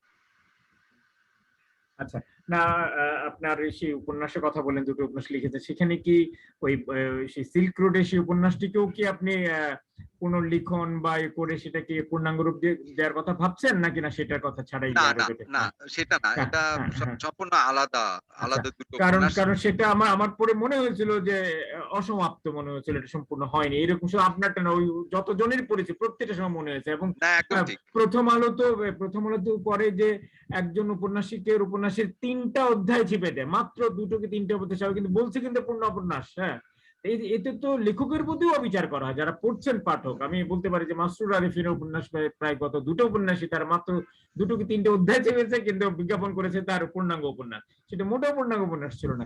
এই নিশ্চয়ই। প্রবণতাটা আমার মনে হয় লেখকদেরও এটা এই ব্যাপারে একটা অবস্থান নেওয়া উচিত আসলে আর কি। এতে তার নিজের প্রতি অবিচার করা হয়, তার লেখার প্রতি অবিচার করা হয়, এবং এর মাধ্যমে আসলে সামগ্রিক বাংলা সাহিত্যই ক্ষতিগ্রস্ত। ফলে এটা নিয়ে না, না, মানে নিঃসন্দেহে। যে আমার মনে হয় আমাদের লেখকদেরও একটু সচেতন হওয়া দরকার আছে। পত্রিকাগুলো তো বটেই আর কি, তাদেরও হতে হবে, তারা শুধু বাণিজ্য করলে তো চলবে না আর কি। একসময় নিঃসন্দেহে। যেমন দেশ পত্রিকায় একসময় ধারাবাহিক উপন্যাস চল ছিল, হ্যাঁ, এবং দীর্ঘদিন ধরে সেগুলো মানে চলতো, এবং সেটা একসময় যখন প্রকাশিত হতো বেশ বড় সড়ো পরিসর উপন্যাস পেতাম। হ্যাঁ, প্রত্যেক সংখ্যাতেই ছাপা হতো। সুনীল গঙ্গোপাধ্যায় সেই সময় পেতাম, পেয়েছি আমরা ওভাবে পূর্ব পশ্চিম পেয়েছি। আমাদের হ্যাঁ, কিন্তু সেইটাও দিচ্ছি না আমরা, যে কোন সাময়িক পত্রই নাই বলতে গেলে আসলে আর কি। হ্যাঁ, যেখানে ধারাবাহিক ভাবে একজন লিখবেন কয়েক বছর ধরে আর কি, ধীরে ধীরে তিনি এটাকে বিস্তৃত করবেন, সেইটাও নেই। এগুলো কিন্তু অনেক সমস্যা রয়ে গেছে আর কি, এমনি কিন্তু এগুলা হচ্ছে না আর কি। তো তো সেই ক্ষেত্রে আমার মনে হয় আমাদের লেখকদের সবারই সোচ্চার হওয়া, সরব হওয়ার দরকার আছে। নিশ্চয়ই তো এই প্রসঙ্গে বলছি যে এই যে সাময়িক পত্র যে নাই, হ্যাঁ, মানে দেশ পত্রিকার মধ্যে, দেশ পত্রিকাও এখন আগের মতো সাপ্তাহিক নেই বা হয়ে গেছে, কিন্তু সেখানে আরো অনেকগুলো পত্রিকা ছিল আর কি। হ্যাঁ, আমাদের তো কিছুই নেই এখন, কোনো মতে নিবু নিবু করে কালিও কলম টিকে আছে, তাও সেটা মাসিক পত্রিকা। মাসিক পত্রিকা ঠিক ধারাবাহিক উপন্যাস ওইভাবে আসলে পাঠককে যুক্ত করতে পারে না। না। এবং দেখা যাচ্ছে আমাদের সাহিত্য পত্রিকার যে দৈনিক পত্রিকার যে সাহিত্য সাময়িকগুলো, এগুলো ক্রমেই সংকুচিত হয়ে যাচ্ছে, ক্রমাগত সংকুচিত হয়ে যাচ্ছে। আর আগে যে ধরনের কিছু কিছু পত্রিকা বেরোতো, বা সন্ধানী বা ওগুলো আর বের হচ্ছে না। ফলে দেখা যাচ্ছে লেখারও, হাত খুলে লেখার জায়গা ওগুলো নেই। ফলে ধীরে ধীরে না। যেটা হচ্ছে, প্রযুক্তির সুবিধা নিয়ে এখন অনলাইনে ভার্চুয়ালি নানা রকম পোর্টাল, সাহিত্য পত্রিকা, ওয়েবজিন, ব্লগ, এইসব জায়গায় কিন্তু বেশ ভালো ভালো পরিসর তৈরি হয়েছে, যেখানে অ্যাটলিস্ট সময় মানে জায়গা নিয়ে অন্তত কোনো সংকট নেই। এই প্রপঞ্চটাকে আপনি নিশ্চয়ই যে সমকালীন সচেতন লেখক হিসেবে নিশ্চয়ই খেয়াল করছেন, যে একদিকে আমাদের যে গতানুগতিক যে ধারা যেটা ছিল, ঐতিহ্যিক যে ধারাটা ছিল, সেটা সংকুচিত হয়ে যাচ্ছে, পাশাপাশি আবার নতুন একটা সমকালীন ক্ষেত্র আবার উন্মোচিত হচ্ছে, যার সুবিধা অসুবিধা দুটি আছে, তার শক্তি জায়গাও আছে, দুর্বলতা জায়গাও আছে, হ্যাঁ, নিয়ন্ত্রণহীনতা, নৈরাজ্য সব আছে। এই প্রপঞ্চটাকে আপনি কিভাবে দেখছেন, এবং এটাকে একটা সঠিক যৌক্তিক পরিণতি নিয়ে যাওয়ার জন্য আমাদের সবার কি করা উচিত, লেখক, পাঠক, প্রকাশক, সম্পাদক, এই নিয়ে যদি কিছু আলোচনা করতেন। আমি আমি আমি আমি যেটা বলবো যে আমাদের আহ, আমরা যখন মানে লিটল ম্যাগাজিনের সাথে যুক্ত ছিলাম তখন আমাদের অনেক ভালো আমি ভালো উল্লেখ করতে ভুলে গেছি, লিটল ম্যাগাজিনের সংখ্যাও কমে যাচ্ছে, কিন্তু সেইভাবে লিটল ম্যাগাজিন হ্যাঁ বেরোচ্ছে না কিন্তু একেবারে না বেরোচ্ছে না নিয়মিত ভাবে। বেরোচ্ছে না। হ্যাঁ, তো আমি আমি সম্পাদনার ক্ষেত্রে আগে বলি যে আহ, আমরা অনেক ভালো ভালো সম্পাদক পেয়েছিলাম লিটল ম্যাগাজিন, এবং আমাদের যখন কম বয়স ছিল তখন আহ, আপনার সংবাদে, অন্যান্য দৈনিক বাংলায়, এখানে অনেক ভালো ভালো সাহিত্য সম্পাদকের আমরা সমাগম দেখেছিলাম আর কি। তো সেই জিনিসটা এখনো আছে আমাদের বড় পত্রিকাগুলোতে, মানে খুবই ভালো সাহিত্য সম্পাদক আমরা পেয়েছি। তারা অনেক ক্ষেত্রে তারা লেখাটাকে আপনার একটা যাতে কোয়ালিটি সম্পন্ন লেখা হয় সে বিষয়ে তারা সবসময় কাজ করে থাকেন। কিন্তু মুশকিল হচ্ছে যে এই ওয়েবজিন এবং যে পোর্টাল গুলো বেরোচ্ছে, এগুলো অনেক ক্ষেত্রে আপনি যেটা বললেন অনিয়ন্ত্রিত। এটা আসলে সম্পাদনার অভাব। আমি যে জিনিসটা বলবো যে অনেক লেখা ছাপা হয়ে যাচ্ছে, যেটা হয়তো যে কালি কলমে কখনো হয়তো ছাপাই হতো না, সেটা হয়তো সাথে সাথেই আপনার ফিরিয়ে দেওয়া হতো এবং বলা হতো যে আপনি এটা আবার এডিট করে পাঠান আর কি।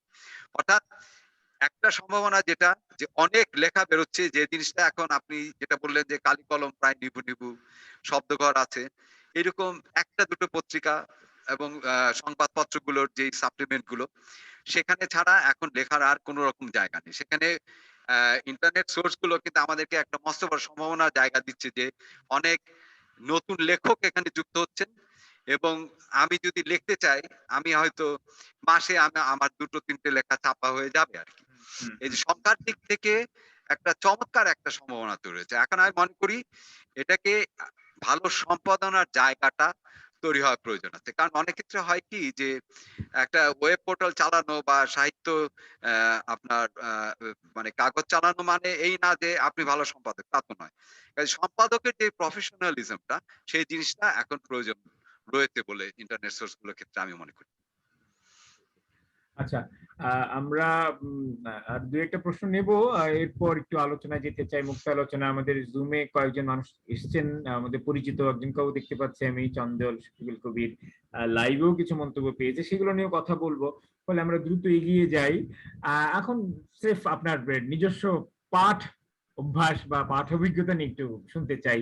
আপনি যে ফাঁকে ফাঁকে যে পড়েন, দেশেরই বাংলার ক্লাসিক, সাম্প্রতিক কোন ধরনের লেখা পড়েন, কোন লেখকদের লেখা পড়ার জন্য উন্মুখ হয়ে থাকেন, বা বিশ্ব সাহিত্যের কাদের লেখা সম্প্রতি পড়লেন, বা পড়ার আগ্রহ বা পড়ার তালিকা আছে, সামগ্রিকভাবে আপনার পাঠাভ্যাস এবং পাঠ অভিজ্ঞতা নিয়ে যদি একটু আলোচনা করতেন। আমি আমি আমি আমি যে জিনিসটা বলবো যে ইউনিভার্সিটি সময়ের ভিতরে আমার বাংলা ক্লাসিক সব পড়া হয়ে গেছিল। আমাদের বাসা থেকে শুরু, সেটা ইউনিভার্সিটিতে এসে পড়া হয়ে গেছিল। ইউনিভার্সিটিতে থাকতে আপনার আহ, আপনার যেটা হলো যে ইংলিশ মানে ইংল্যান্ডের সাহিত্যিকদের লেখাগুলো আমার পড়া হয়, এবং এরপরে আমি যখন দেশের বাইরে পড়তে যাই তখন আমি ইউরোপীয় এবং ল্যাটিন আমেরিকার সাহিত্য আমি প্রচুর আমি পড়েছি। মানে ইয়ত্তা নাই আমি যে জিনিসটা বলবো। কিন্তু এখানে একটা জিনিস আমি যে জিনিসটা বলবো যে একজন লেখককে ধরে পড়া সেটা যদি বলেন গ্যাব্রিয়েল গার্সিয়া মার্কেজ আমি সবচাইতে বেশি মনোযোগ দিয়ে পড়া, এমনকি মানে রবীন্দ্রনাথ ঠাকুর, ঈশ্বরচন্দ্র বিদ্যাসাগর, বঙ্কিম চট্টোপাধ্যায় এবং দীন বন্দ্যোপাধ্যায়ের পরে আমি জিনিসটা বলবো যে আমি যদি খুবই মনোনিবেশ নিয়ে পড়ি আমি গ্যাব্রিয়েল গার্সিয়া মার্কেজ নিয়ে পড়েছি। আপনি আপনি যদি অনুমতি দেন আমি এখানে কয়েকটা বইয়ের আমি নাম বলতে চাই খুব সংক্ষেপে, হ্যাঁ, হ্যাঁ, তাহলে হ্যাঁ, অবশ্যই, তাহলে অবশ্যই। ব্যাপারটা একটু পরিষ্কার হবে যে আমার আমার টেস্ট সম্পর্কে। মেঘনাদ বধ কাব্য, পদ্মা নদীর মাঝি, লাল সাধু, পথের পাঁচালী, গণদেবতা, শ্রীকান্ত, নৌকাডুবি, প্রদোষে প্রাকৃতজন, নিষিদ্ধ লোবান, খোয়াবনামা, তলকুটুরি গান, হাসুলি পাখির উপকথা, তিতাস একটি নদীর নাম, কেরি সাহেবের মুন্সি, সূর্য দিগল বাড়ি, পঞ্চতন্ত্র, আমরা হেঁটেছি যারা, ভোলগা থেকে গঙ্গা, গড় শ্রীখণ্ড। এই বইগুলো আমার সবসময় মনে থাকে। আর ইংরেজি ইংরেজি ভাষার বইগুলো আমি আমি একটু বলি 100 Years of Solitude, the handmaid's tale, death of a salesman, যেটা আর্থার মিলারের নাটক ছিল নাটক। ব্রডওয়েতে, আপনি জানেন হুম। ওটা আছে। Prufrock and other observations, a tale of two cities, the metamorphosis, Ulysses, Moby Dick, the Godfather, the Outsider, the Plague, the old man and the sea, things fall apart, আর হার্টজগ, হার্টজগ মানে Saul বেলর। আমি এই বইগুলো আমি সবসময় আমি মনে রাখি এবং আমার মনে হয় যে বারবার আমি ফিরে যেতে চাই এই বইগুলোর কাছে। এবারে কিন্তু আরো অনেক বই আছে যেগুলো আমি পড়েছি, সেগুলো আমার মনে খুব একটা রেখাপাত করেনি বলে না বললাম না এখানে। আচ্ছা, এবার আপনার পরিকল্পনা, অর্থাৎ আপনি ইতিমধ্যে একটু ইঙ্গিত দিয়েছেন, এবার একটু গুছিয়ে আনুষ্ঠানিকভাবে শুনতে চাই কি কি পরিকল্পনা রয়েছে অদূর ভবিষ্যতে, বই লেখার, বই প্রকাশের, এবং সামগ্রিকভাবে বাংলা সাহিত্যকে ঘিরে আপনি কি প্রত্যাশা বা স্বপ্ন কাজ করে আর কি, আপনার নিজের লেখা প্রথমে, এরপরে সামগ্রিকভাবে বাংলাদেশের সাহিত্য নিয়ে বলেন আর কি। দুটো উপন্যাসের কথা বলেছিলেন, এটা নিয়ে আবারও যদি বলেন আর কি, এই পরিচয়। নিজের লেখা বলি যে এই মুহূর্তে আপনার একটা গল্পের বইয়ের কাজ চলছে। গল্পের বইটার নাম ঘুম তৃষ্ণা। এখানে 5টা প্রকাশিত গল্প থাকবে আর কি, সেটা এই আগামী বছর ফেব্রুয়ারিতে বের হবে। এখন কে বের করবে এখন সেটা দেখা যাক, আমি আগে প্রকাশকের নাম আমি বলতে চাই না। এই একটা কাজ, আমি পাণ্ডুলিপিটা এখন সম্পাদকের সাথে আমার মেল চালাচালি চলতে আর কি, পাণ্ডুলিপিটা আরো কিছু কাজ হচ্ছে আর কি। 5টা গল্প মানে যথারীতি সেই বড় বড় পরিসরের গল্পই আমরা পেতে যাচ্ছি সম্ভবত। 5টা একটু বড়, এবার অবশ্যই একটু অন্য মাপের, এবার একটু ছোট মাপেরও গল্প আছে। আচ্ছা, ঠিক আছে। বড় গল্প ছোট মিলিয়ে। আচ্ছা, ঠিক আছে। এবারে আপনাকে যেই উপন্যাস, গেল বছর 2টো উপন্যাস লেখা হয়েছে। প্রথম উপন্যাসটা হচ্ছে কি আপনার একটা মহল্লায় আপনার মস্তান পেটোয়া বাহিনীর উত্থান এবং তাদের পতন আর কি। সেখান থেকে মস্তান বাহিনীর একজন লিডার আর কি তৈরি হন আর কি, যিনি গণতন্ত্রকে আপনার চেপে ধরেন আর কি, এবং শেষ পর্যন্ত দেখা যায় যে সে অ্যাসাসিনেটেড হয় তার নিজের মরণদণ্ডের দাঁড়ায় আর কি। এই উপন্যাস একটা লেখা হয়েছে, এবং দ্বিতীয় উপন্যাসটা যেটা লেখা হয়েছে 90-এর গণ অভ্যুত্থানের উপরে, আমাদের প্রত্যাশা এবং প্রত্যাশার মৃত্যু, সেটা নিয়ে। তো এটা দেখলাম যে 90-এর গণ অভ্যুত্থান নিয়ে আমার খুব কাজ করার ইচ্ছা ছিল, সেটা আমি এবার আমি করতে পেরেছি। আর যে জিনিসটা হলো যে আমি বারবার বলছিলাম যে মুক্তিযুদ্ধের একটা উপন্যাস আমার প্রায় 4-5 বছর আগে স্কেচ করা আছে, আমি ওটা সময়ের অভাবে আমি ওটা ধরতে পারছি না, ওটা আমি বছর 3 পরে এটা ধরবো। আর এ বাদে ভাষা সাহিত্য বিষয়ক সিরিজের দেশের এবং বিদেশি ভাষার সাহিত্যিক ভাষার উপরে আমার কিছু প্রবন্ধ লেখা চলছে, সেগুলো নিয়ে আমি একটা বই করতে চাই, সেটাও মানে আগামী 2-3 বছর সময় লাগবে। আর মাঝে মাঝে মনে হয় যে 2-একটা কবিতা লিখি, এটা এখন মনে হয়। আচ্ছা, আচ্ছা, বাহ। না, সেটাই, এটা একটা প্রথম প্রেম যাকে বলা যায়, হ্যাঁ, তাকে তো এইভাবে পরীক্ষা করাটা ঠিক না। আমরা এখন একটু বিরতি নেই, আর নিয়ে আমরা জুমে যাই। যারা এখানে উপস্থিত হয়েছেন তারা যদি আপনার সঙ্গে সরাসরি কিছু আলাপচারিতায় যুক্ত হন তাহলে খুবই ভালো লাগবে। এখানে আপনার পরিচিত একজনকে দেখতে পাচ্ছে, চন্দন শফিকুল কবির, আমাদের শিল্পী বন্ধু, বয়ন শিল্পী বন্ধু, যিনি যুক্তরাজ্য থেকে যুক্ত হয়েছেন। চন্দন ইয়েতে লাইভে একটা মন্তব্য করেছে, সেটা পরে নিয়ে আসবো, আপাতত সরাসরি ওর মুখ থেকে শুনি। চন্দন, তুমি কি আছো এখনো এখানে? হ্যাঁ, শোনা যাচ্ছে? হ্যাঁ শোনা যাচ্ছে। এবার একটু মুখটাও যদি দেখা যায়, কারণ অনেকদিন দেখি না, অনেকদিন তুমি জুমে আসো না আর কি, তাই না? আমার তোমার পুরনো বন্ধু সুমনও নিশ্চয়ই দেখতে চাইবে আর কি। হ্যাঁ, আমি খুব যদি খুশি হব। যদি সেরকম অবস্থায় থাকো আর কি, তাহলে আমাদের মুখটাও দেখাতে পারো।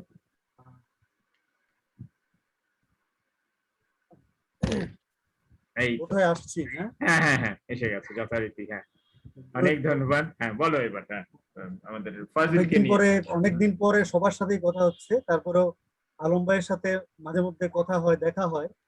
আর মজার ঘটনা হলো যে বিস্তারই সুমন ভাইয়ের সাথে প্রথম এবং একমাত্র দেখা আমার জীবন, একমাত্র সাক্ষাৎ ওই যে আপনার সাথে। এবং মজার ব্যাপার হলো দ্বিতীয় সাক্ষাৎটি কিন্তু বিস্তারই হচ্ছে, আন্তর্জালিক। এইবার অপেক্ষায় থাকবো তৃতীয় সাক্ষাতের ব্যাপার। তৃতীয় সাক্ষাৎটাও বিস্তারই হোক, তাইলে মোটামুটি 1 2 3 হয়ে যায়, সালাম ফিরনের মতো আর। সেটাই সেটাই। যাই হোক, অনেকক্ষণ ধরে কথা শুনছিলাম। এই তো কিছুদিন আগেই সুমন ভাইয়ের আরেকটা গল্প ফেসবুকে এটা ইয়ে দেওয়ার পরে পড়লাম, সেখানে আবার বললাম যে আমার বাড়িতে কেন পাঠানো হলো না পুতুল খেলা। হ্যাঁ হ্যাঁ, আসলে আপনার বাড়িতে পাঠানো দরকার ছিল। হ্যাঁ, রাইট রাইট রাইট, কারণ আপনার বাসার আশপাশেই ছিল কোথাও।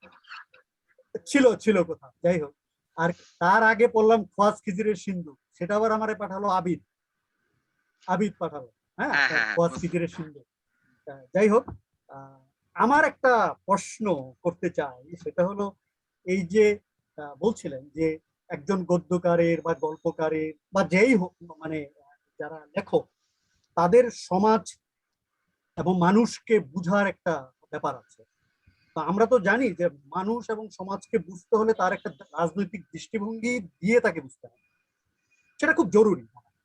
তো সেই ক্ষেত্রে আপনার যে প্রফেশন, আপনি একজন বনেদি সরকারি কর্মকর্তা, সেই ক্ষেত্রে কি মনে হয় যে এই কথাবার্তা বলার ক্ষেত্রে আপনি সবকিছু বলতে পারেন না? মানে একটা সেলফ সেন্সরশিপ কাজ করে শুধুমাত্র আপনার এই চাকুরির কারণে? আর সেটাকে কিভাবে ম্যানেজ করে যে সব কথা বলতে পারছেন না, বা এরকম হয় কি, বা সেটাকে কিভাবে ম্যানেজ করে? আচ্ছা, অনেক ধন্যবাদ। যেটা হলো যে আপনার প্রশ্নটা খুবই চমৎকার প্রশ্ন, এবং সেটা যেটা হলো যে আমার ক্ষেত্রে এই জিনিসটা হয় না, কারণ আমি যেভাবে কাজটা করি, আমি মানে কাজটা মোটা দাগে হয়, মানে সুপারফিশিয়ালি হয়। যে পলিটিক্সটা যেটা মানুষের ব্যক্তির পলিটিক্স, ব্যক্তির সাথে সমাজের সম্পর্ক, সবই তো পলিটিক্স। তো এইখানটাতে যে মানে নির্দিষ্ট কোনো রেজিম বা এই ধরনের ব্যাপারগুলো আমার কাছে জরুরি বলে আমার মনে হয় না। আমার বরং মনে হয় যে আপনার সাথে আমার যেই রাজনৈতিক সম্পর্ক, সেটাকে যদি আমি ফুটিয়ে তুলতে পারি, সেটাই আমার কাছে বেশি জরুরি বলে মনে হয়। হ্যাঁ, তবে এটা ঠিক যে কথা বলতে পারা এটাও তো একটা টেকনিক। কথাটা বলতে জানতে হয়, মানে চেষ্টা করতে হয় আর কি। রাইট রাইট, সেটাই বলছিলাম যে অনায়াস নয়, হয়তো অনায়াস নয়, সেটাকে কায়দা করতে হয়, কায়দা করতে হয়। যাই হোক, আপনার এই কায়দাটা বজায় থাকুক এবং আরো আরো আরো নতুন নতুন কায়দা আবিষ্কৃত হোক, আমরা আরো কিছু পাই। না না না, সেটা তো শিল্পেরই একটা উপাদান না, শিল্পের মধ্যেও করতে হয়। ব্যাজস্তুতি নামে একটা শব্দ আছে আমাদের ভাষায়, কূটাভাস নামে একটা শব্দ আছে, এগুলো তো আছেই আমাদের আর কি। সুতরাং সেগুলো প্রয়োগ করতে হবে। আর ফয়জুল দেখলাম আমাদের মধ্যযুগের কাব্য ভাষার উপর একজন মোটামুটি বিশেষজ্ঞ একজন মানুষ আর কি, ফলে সে নিশ্চয় সান্ধ্য ভাষার সঙ্গেও পরিচিত আর কি। তো আমার আরেকটা প্রশ্ন ছিল, সেটা মানে ইয়েতে দিয়েছি আমি, তো সেটা কি আলম ভাই বললে আমি আবার উত্থাপন? না না, নিজেই বলো, আমি মনে করি সময় আছে। হ্যাঁ, আরেকটা বিষয় বলছিলাম, সেটা হলো যে আপনি তো পাবনার মানুষ, যতদূর জানি। পাবনা এবং ঢাকা, সিদ্ধেশ্বরী বা ইত্যাদি ইত্যাদি মিলে আপনার এর আলো, হাওয়া, জল গ্রহণ করেছেন, বর্জন করেছেন, যেভাবেই হোক, এর মধ্যে আপনার গরমটা। সেই ক্ষেত্রে ওই যে মুদ্রা দোষের মতো বলি আর কি, আলম ভাই একটু পরেই বুঝবেন, সেটা হলো এই পাবনা এবং ঢাকা দুটার সাথেই কিন্তু আমাদের বয়নের একটা ঐতিহ্য অসাধারণ ভাবে যুক্ত। তো আপনার কাছ থেকে কি মানে এই বয়ন ঐতিহ্য, এই বয়ন সংক্রান্ত যে মানুষজন, এই ইতিহাস এবং এই টোটাল ঐতিহ্যটা নিয়ে বা তাদের সব জীবন নিয়ে আমরা কিছু পেতে পারি কি? আমি তো খুব প্রত্যাশা করব যে এই ক্ষেত্রে আপনার একটু অভিনিবেশ আসুক। অনেক ধন্যবাদ। যে যে জিনিসটা হলো যে আমি মানে পাবনার বয়ন শিল্পীদের সাথে একসময় আমার মানে অনেক দেখা হয়েছিল টাঙ্গাইলে এবং বাবুবাজারে। এই বয়ন শিল্পীদের সাথে আমার কাজের সূত্রেও অনেক কাজ করা হয়েছিল। তো তখন আমার ইচ্ছা ছিল যে এই জিনিসটা নিয়ে আমি একটা কিছু করবো আর কি। তো সেটা আপনার দেখা গেল যে শেষ পর্যন্ত আপনার ডাইং এর যেই সম্ভাবনা, আমার কাজটা চলে গেল গবেষণার দিকে এবং সেটা ডাইং এর দিকে কাজটা চলে গেল। কিন্তু কথা সাহিত্যে যে তাদেরকে নিয়ে আসা, এটা আমার আসলে হয়নি। তো আমি আমাকে মনে করে দেওয়ার জন্য অনেক ধন্যবাদ। এদের জীবনটা অত ভালো করে আমি না চিনলেও আবার আমি চেনার চেষ্টা করব। আমার মনে হয় আপনার হাত দিয়ে একটা ভালো জিনিস আমরা পেতে পারি, কারণ খুবই আকার। কারণ ফয়জুলের যে লেখার যে কাঠামো, লেখার যে এটা না পাটাতন, সেখানে এদের জীবনটা খুব সহজেই কিন্তু আমি মনে করি এটা মিশে যাবে, মিলে যাবে, ফলে আসা উচিত। সে যে রাজশাহী অঞ্চলের কুয়া খনন, কুয়া ঝরনির মতো একটা সম্প্রদায়কে নিয়ে গল্প লিখতে, যার কাছে আমরা গল্প কুয়া ঝরনির একটা সম্প্রদায়, এরকম তাঁতিরা তো আসতেই পারে, আসা উচিত। এবং তাকে কেন্দ্র করে আর অনেক ছোট ছোট অনেকগুলো পেশাও তো তৈরি হয়েছে সেখানে এসে, তাদেরকে নিয়ে আসা যেতেই পারে। এবং ওই অর্থে যদি বিবেচনা করি, আমাদের দেশের সবচেয়ে বড় কারিগর পেশাজীবী সম্প্রদায় কিন্তু এখনো পর্যন্ত। আর আগের ওই কথা তো অনেক ধন্যবাদ সুমন ভাই, দেখা হবে কখনো যদি আমরা মাতৃভূমিতে ফিরতে পারি, কখনো যদি ফিরতে পারি নিশ্চয়ই আমরা অপেক্ষা করব। তৃতীয় দর্শনের অপেক্ষায় রইলাম। আচ্ছা, নিশ্চয়ই অনেক ধন্যবাদ যুক্ত থাকার জন্য। আমার এখানে আমার এক বন্ধুকেও দেখতে পাচ্ছি, সালাউদ্দিন আইফোন। সালাউদ্দিন আছেন? হ্যাঁ হ্যাঁ হ্যাঁ, আমার একজন বন্ধু, ঘনিষ্ঠ বন্ধু, এবং সে সাংঘাতিক সাহিত্য অনুরাগী, ভাষা অনুরাগী। সে যে আজকে এসছে ফয়জুল ইসলামের আকর্ষণে আমার খুব ভালো লাগছে। আমি সালাউদ্দিনের কাছ থেকে কিছু শুনতে চাই ফয়জুলকে ঘিরে, যদি কোনো জিজ্ঞাসা, মন্তব্য বা কোনো কিছু বক্তব্য থাকে ফয়জুলের উদ্দেশ্যে। আমি তো প্রথমে আমি যেটা রিজার্ভ রেখেছিলাম যে এটা বলবো না, কিন্তু যখন শুনলাম যে উনি পাবনার, তখন মনে হলো যে পাবনার মানুষ গল্প বুনবে না তো কে বুনবে, তাই না? তো ওনার অধিকারটা আছেই। হ্যাঁ, আরেকটা জিনিস আমার সারাক্ষণ মনের মধ্যে দোলা দিচ্ছিল যে ভাবনাটা, সেটা হচ্ছে যে অধিকারী একটা যে হেসে হেসে কথা কয়, মিনসে তো বুঝি পেয়াদাই নয়। হ্যাঁ, এখন উনি রাজকর্মচারী জেনে এই এই এই এই মানে ইয়েটা মাথায় এলো যে আশ্চর্য, রাজকর্মচারীদের তো এরকম হেসে হেসে কথা বলবার কথা কখনোই না, সেই 200 বছর আগে থেকেই না।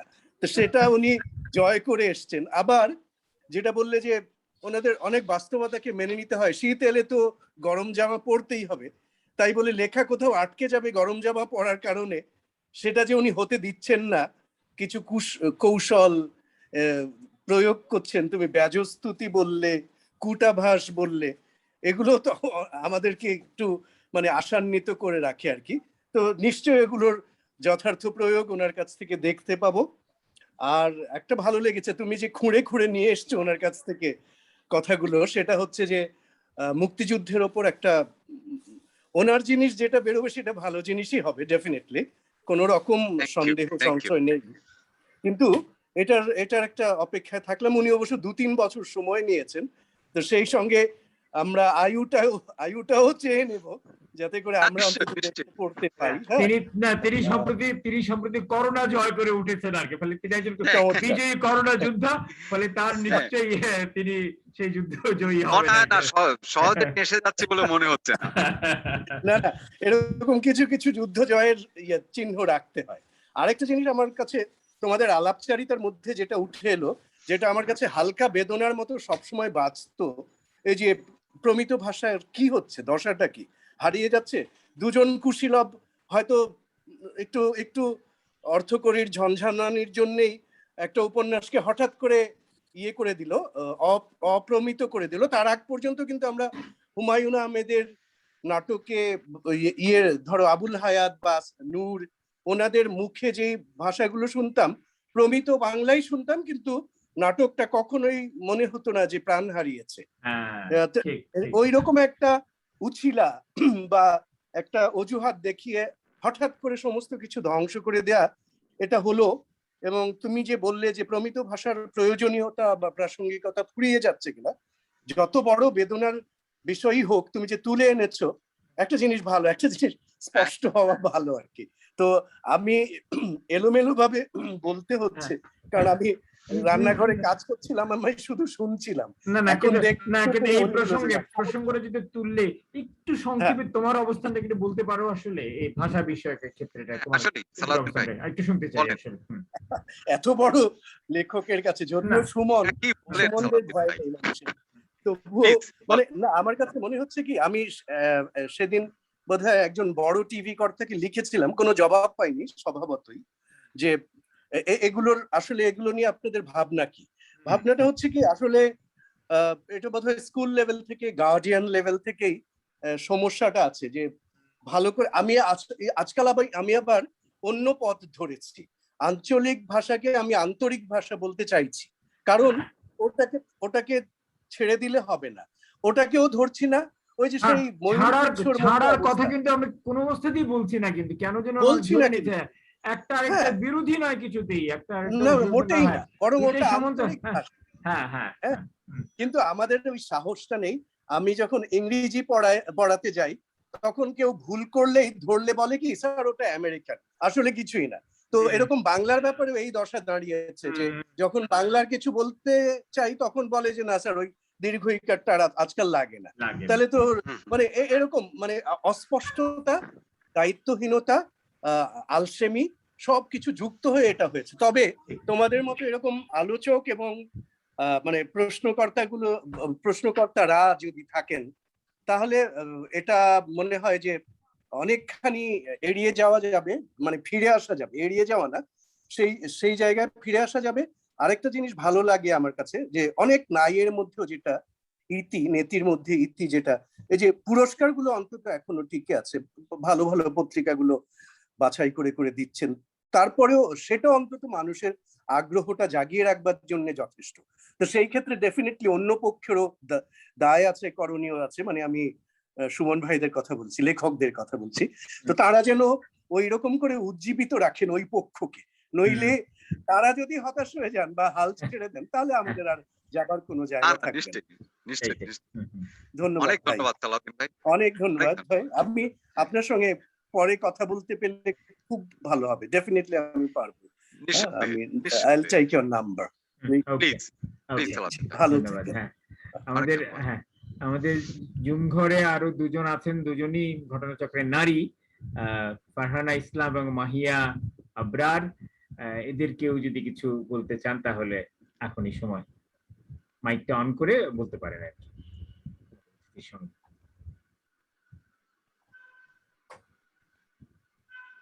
শোনা যাচ্ছে আমাকে? মাহিয়া বা ফারহানা ইসলাম, আপনি কিছু বলতে চান? জি, আমি বলুন। আমি ফারহানা ইসলাম। আমি আসলে শোনার জন্যই এসেছি। আচ্ছা, ফয়জুল ইসলাম আমার বড় ভাই। ও আচ্ছা, আমি একটু সন্দেহ করছিলাম ইসলামটা দেখে আর কি, যে হয়তো একটা আত্মীয়তা সম্পর্ক থাকতে পারে। আমি একজনকে চিনি, ফারহিদা ইসলামকে আমি জানি আর কি, ফয়জুল ইসলামের ছোট বোন। আমার ছোট বোন। হ্যাঁ, তাকে আমি জানি, তিনি আমার সঙ্গে যুক্ত আছেন। আচ্ছা, অনেক ধন্যবাদ, আপনি এসেছেন এবং অগ্রজের প্রতি আপনার আগ্রহটা আমি খুবই সম্মান করি আর কি। প্লিজ কিছু বলুন ভাইকে। যেটা হচ্ছে যে আসলে আমাদের তো একসাথে বেড়ে ওঠা, ও তো ওর লেখা সম্বন্ধে অনেক কথা আপনাদেরকে বলেছে। আমি পারিবারিক ভাবে যেটা বলবো, যে লিখতে গিয়ে ও অনেক অনেক যুদ্ধ করেছে, কারণ ওকে আব্বা আম্মা খুব বকা দিত লেখার জন্য, লেখাপড়া বাদ দিয়ে লিখতো। ওর সেই লেখার সময়টাতে আমি ওকে দেখেছি যে ওর ভিতরে কি আকুতি ছিল লেখার। এই আকুতিতে মানে তখনকার আমাদের বাবা মারা খুব খুব বুঝতেন ঠিকই, কিন্তু আবার এটাও চাইতেন যে ছেলে বড় হোক, লেখাপড়ায় বড় হোক। তো আমার বাবা মার মতো আসলে এরকম মানুষ আমি দেখিনি, যে আবার উৎসাহও দিয়েছে। এবং ওরা যখন স্কুল কলেজে পুরস্কার পেত লেখার জন্য বা যে কোনো কারণেই, ওর শিক্ষকরা ওকে খুব আদর করতো ওর এই লেখার কারণে। এবং ও আমাদের ছোটবেলা থেকে দেখেছি ও লিখেছে, এবং ও লিখেছে জন্যই হয়তো আমরা ভাই বোনরা একটু একটু করে লেখার চেষ্টা করেছি। আহ ওর মতো পারি না, কিন্তু সত্যি আমরা খুব গর্বিত যে ও সুন্দর লেখে। ফারহিদা তো খুবই ভালো লেখে, ফারহিদার লেখা তো খুবই সুন্দর, এবং ছবিও খুবই সুন্দর, আঁকাও খুবই জি, সুন্দর। চমৎকার। আপনার লেখার সঙ্গে আমার পরিচয় নেই, কিন্তু আমার ধারণা ফয়জুলের বোন যেহেতু ওই বাবা মার সন্তানই, যেহেতু নিশ্চয়ই আপনার লেখার মধ্যে ও খুব এরকম। ভালো কবিতা লিখে। আচ্ছা আচ্ছা, বাহ, বড় ভাইয়ের শংসাপত্র জুটে গেল, এটা কম পাওয়া নয় আর কি। এটা এটা এটা এটা কোনোদিন বলেনি, আপনাদের সামনে বললো, এটা দলিল হয়ে থাকলো। Thank you. আর মানে ফজলুল ইসলাম, আপনি যেটা বললেন যে বাবা মা চাইতো ও বড় হোক, মানে সেই অর্থে, পেশাদার অর্থে, অন্য শিক্ষাগত, সে তো বড় হয়েছে, দুদিকেই বড় হয়েছে, সে সেই জায়গাতেও চূড়ান্ত জায়গায় গেছে, লেখালেখিতেও সে বেশ সম্মানজনক এবং জায়গায় এসে পৌঁছে। আমার বাবা মার সন্তুষ্টির জায়গাটা খুব সুন্দর, এবং তারা খুব তৃপ্ত।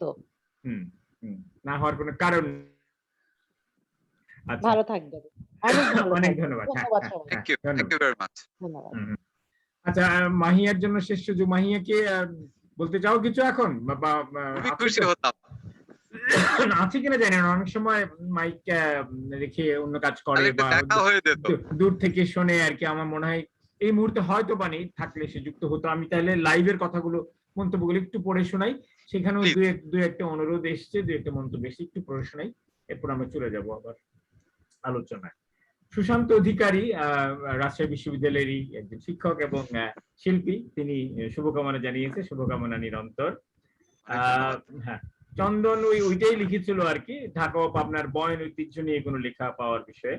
আলমগীর হক স্বপন, আমাদের বন্ধু, সেও যুক্তরাজ্যেই থাকে, খুব নিয়মিত আমার অনুষ্ঠানগুলো শুনে থাকে। সে লিখেছে, আমরা আমাদের কথা সাহিত্যে চরিত্রের শ্রেণীগত অবস্থানের ভিত্তিতে গ্রাম ও নগর সভ্যতার আলোকে এখনো দুর্মর কিছু সৃষ্টি করতে পারিনি। এটা কি আমাদের পঠন পাঠন আর অভিজ্ঞতার সিনথেসিস বা অনুধ্যায়ী অন্বেষণ করতে পারিনি বলে? এরকম একটা সে মন্তব্য করেছে। সে আবারও লিখেছে, আলমগীর ফরিদুল হক লিখেছে যে আমাদের নবীন সাহিত্যের জোয়ার বয়ে আসুক, লেখক ফয়জুল ইসলাম, আমাদের প্রিয় সুমনকে আন্তরিক শুভেচ্ছা। তাহলে বোধহয় পরিচয় আছে, বোধহয় না, চেনা জানা আছে না? আচ্ছা, স্বপন ভাইয়ের সাথে শাহবাগে আড্ডার সূত্রে, স্বপন ভাই আমাদের অনেক কাছের মানুষ, অনেক অনেক কাছের মানুষ। আচ্ছা, আর স্বপনের তো আগ্রহ, রেনেসাঁস আগ্রহ, সে মিউজিক, ফিল্ম, আর্কিটেকচার, কোন দিকে নয়, বহুধা। হ্যাঁ, খুবই একজন উৎসুক মানুষ। স্বপনকে আমি অনেক শ্রদ্ধা করি, তার এই টেস্টের জন্য এবং তার মানে প্রাজ্ঞ মন্তব্যের জন্য অনেক অনেক ধন্যবাদ। সত্যজিৎ দাস ছোট্ট মন্তব্য করেছে, আসলে ছোট গল্প কি কবিতার মতোই গদ্য আকারে? এটা একটা ইন্টারেস্টিং অবজারভেশন, অনেকে তাই বলে থাকেন আর কি। হ্যাঁ, কারো কারো মতে, এবং এটাও আছে যে ছোট গল্প আসলে কবিতাই, কিন্তু গদ্যের আকারে আর কি। হ্যাঁ, এটা ওনার মন্তব্য। আমি আমি এক লাইনে বলি, সেটা হচ্ছে যে উনার কথাটা অনেক অনেক অংশে গ্রহণ করতে হবে। যেমন যে আমাদের মানে যে প্রোজ গুলো, ফ্রি ভার্স যে প্রোজ, তো একটা ছোট গল্পের বুননে আমরা কিন্তু মানে সেই ফ্রি ভার্সের টেকনিকটাও কিন্তু আমরা ব্যবহার করি। একটা ধরন থাকে, খুব সাবলাইম অবস্থাতে থাকে। কাজে সেদিক থেকে ফ্রি ভার্স কবিতাতে যেভাবে জীবনকে আমরা তুলে ধরি, ছোট গল্প একইভাবেই ওই একই টেকনিকেই, মানে ওয়ান অফ দ্য টেকনিক্স, মানে ছোট গল্পে ফ্রি ভার্সের যে টেকনিক। অনেক ধন্যবাদ। হ্যাঁ, হিমাদ্রি সরকার মন্তব্য করেছেন যে 60-70 দশকের অর্থনৈতিক ও সামাজিক রুচি তৈরি করেছিল কিছু স্মরণীয় লেখক ও সাহিত্যকর্ম। এখনকার মনন চর্চার বদলে বিনোদন চর্চার পরিণতি আজকালকার সৃষ্টিগুলো বিষয়ে মতামত চাচ্ছি। তবে নারী লেখকদের মাঝে আমি কিছু লেখিকার সক্ষমতা দেখছি। আপনার পর্যবেক্ষণ সবিনয়ে জানতে আগ্রহী। সবার জন্য শুভকামনা। একটা হিমাদ্রি সরকারের এটা তো আসলে খুবই খুবই জরুরি, মানে ওনার কমেন্টটা খুবই জরুরি। আমি ওনার সাথে সম্পূর্ণ একমত। এখানে আরো অনেক কিছু করা আছে, জীবন দেখার আছে।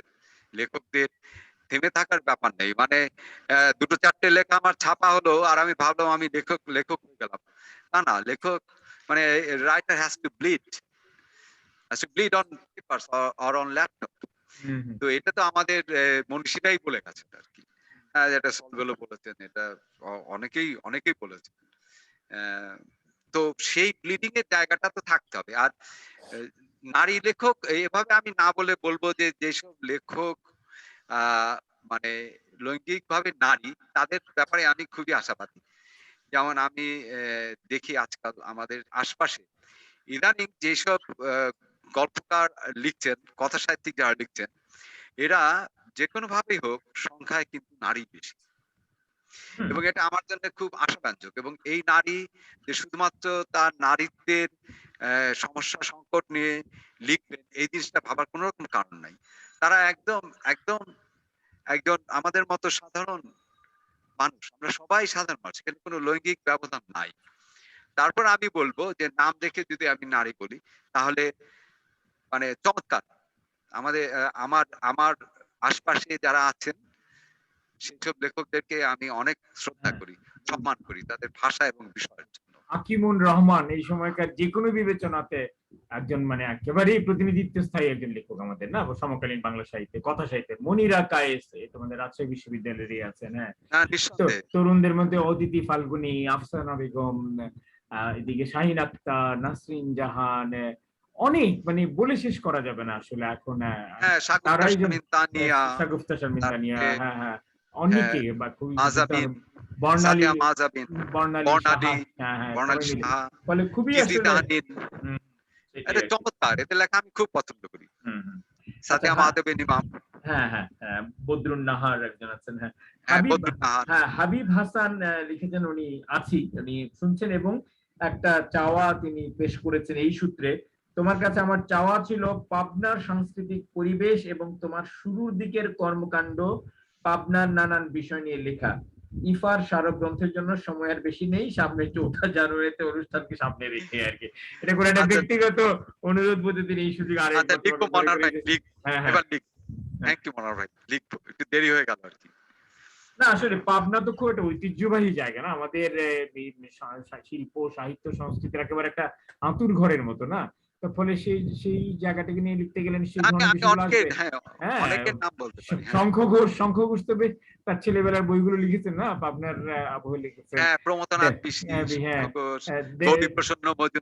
সেটা দেবেশ রায়েরও জন্ম ওখানেই আর কি। অমিয় ভূষণ কথা তো বললে আর কি। হ্যাঁ, আর আমাদের এখানে তো মানে শব্দুল জহিরও পাবনার মানুষ। হ্যাঁ, আচ্ছা ঠিক আছে, তাহলে আমার মনে হয় মানে লাইভের মন্তব্য এখানেই শেষ।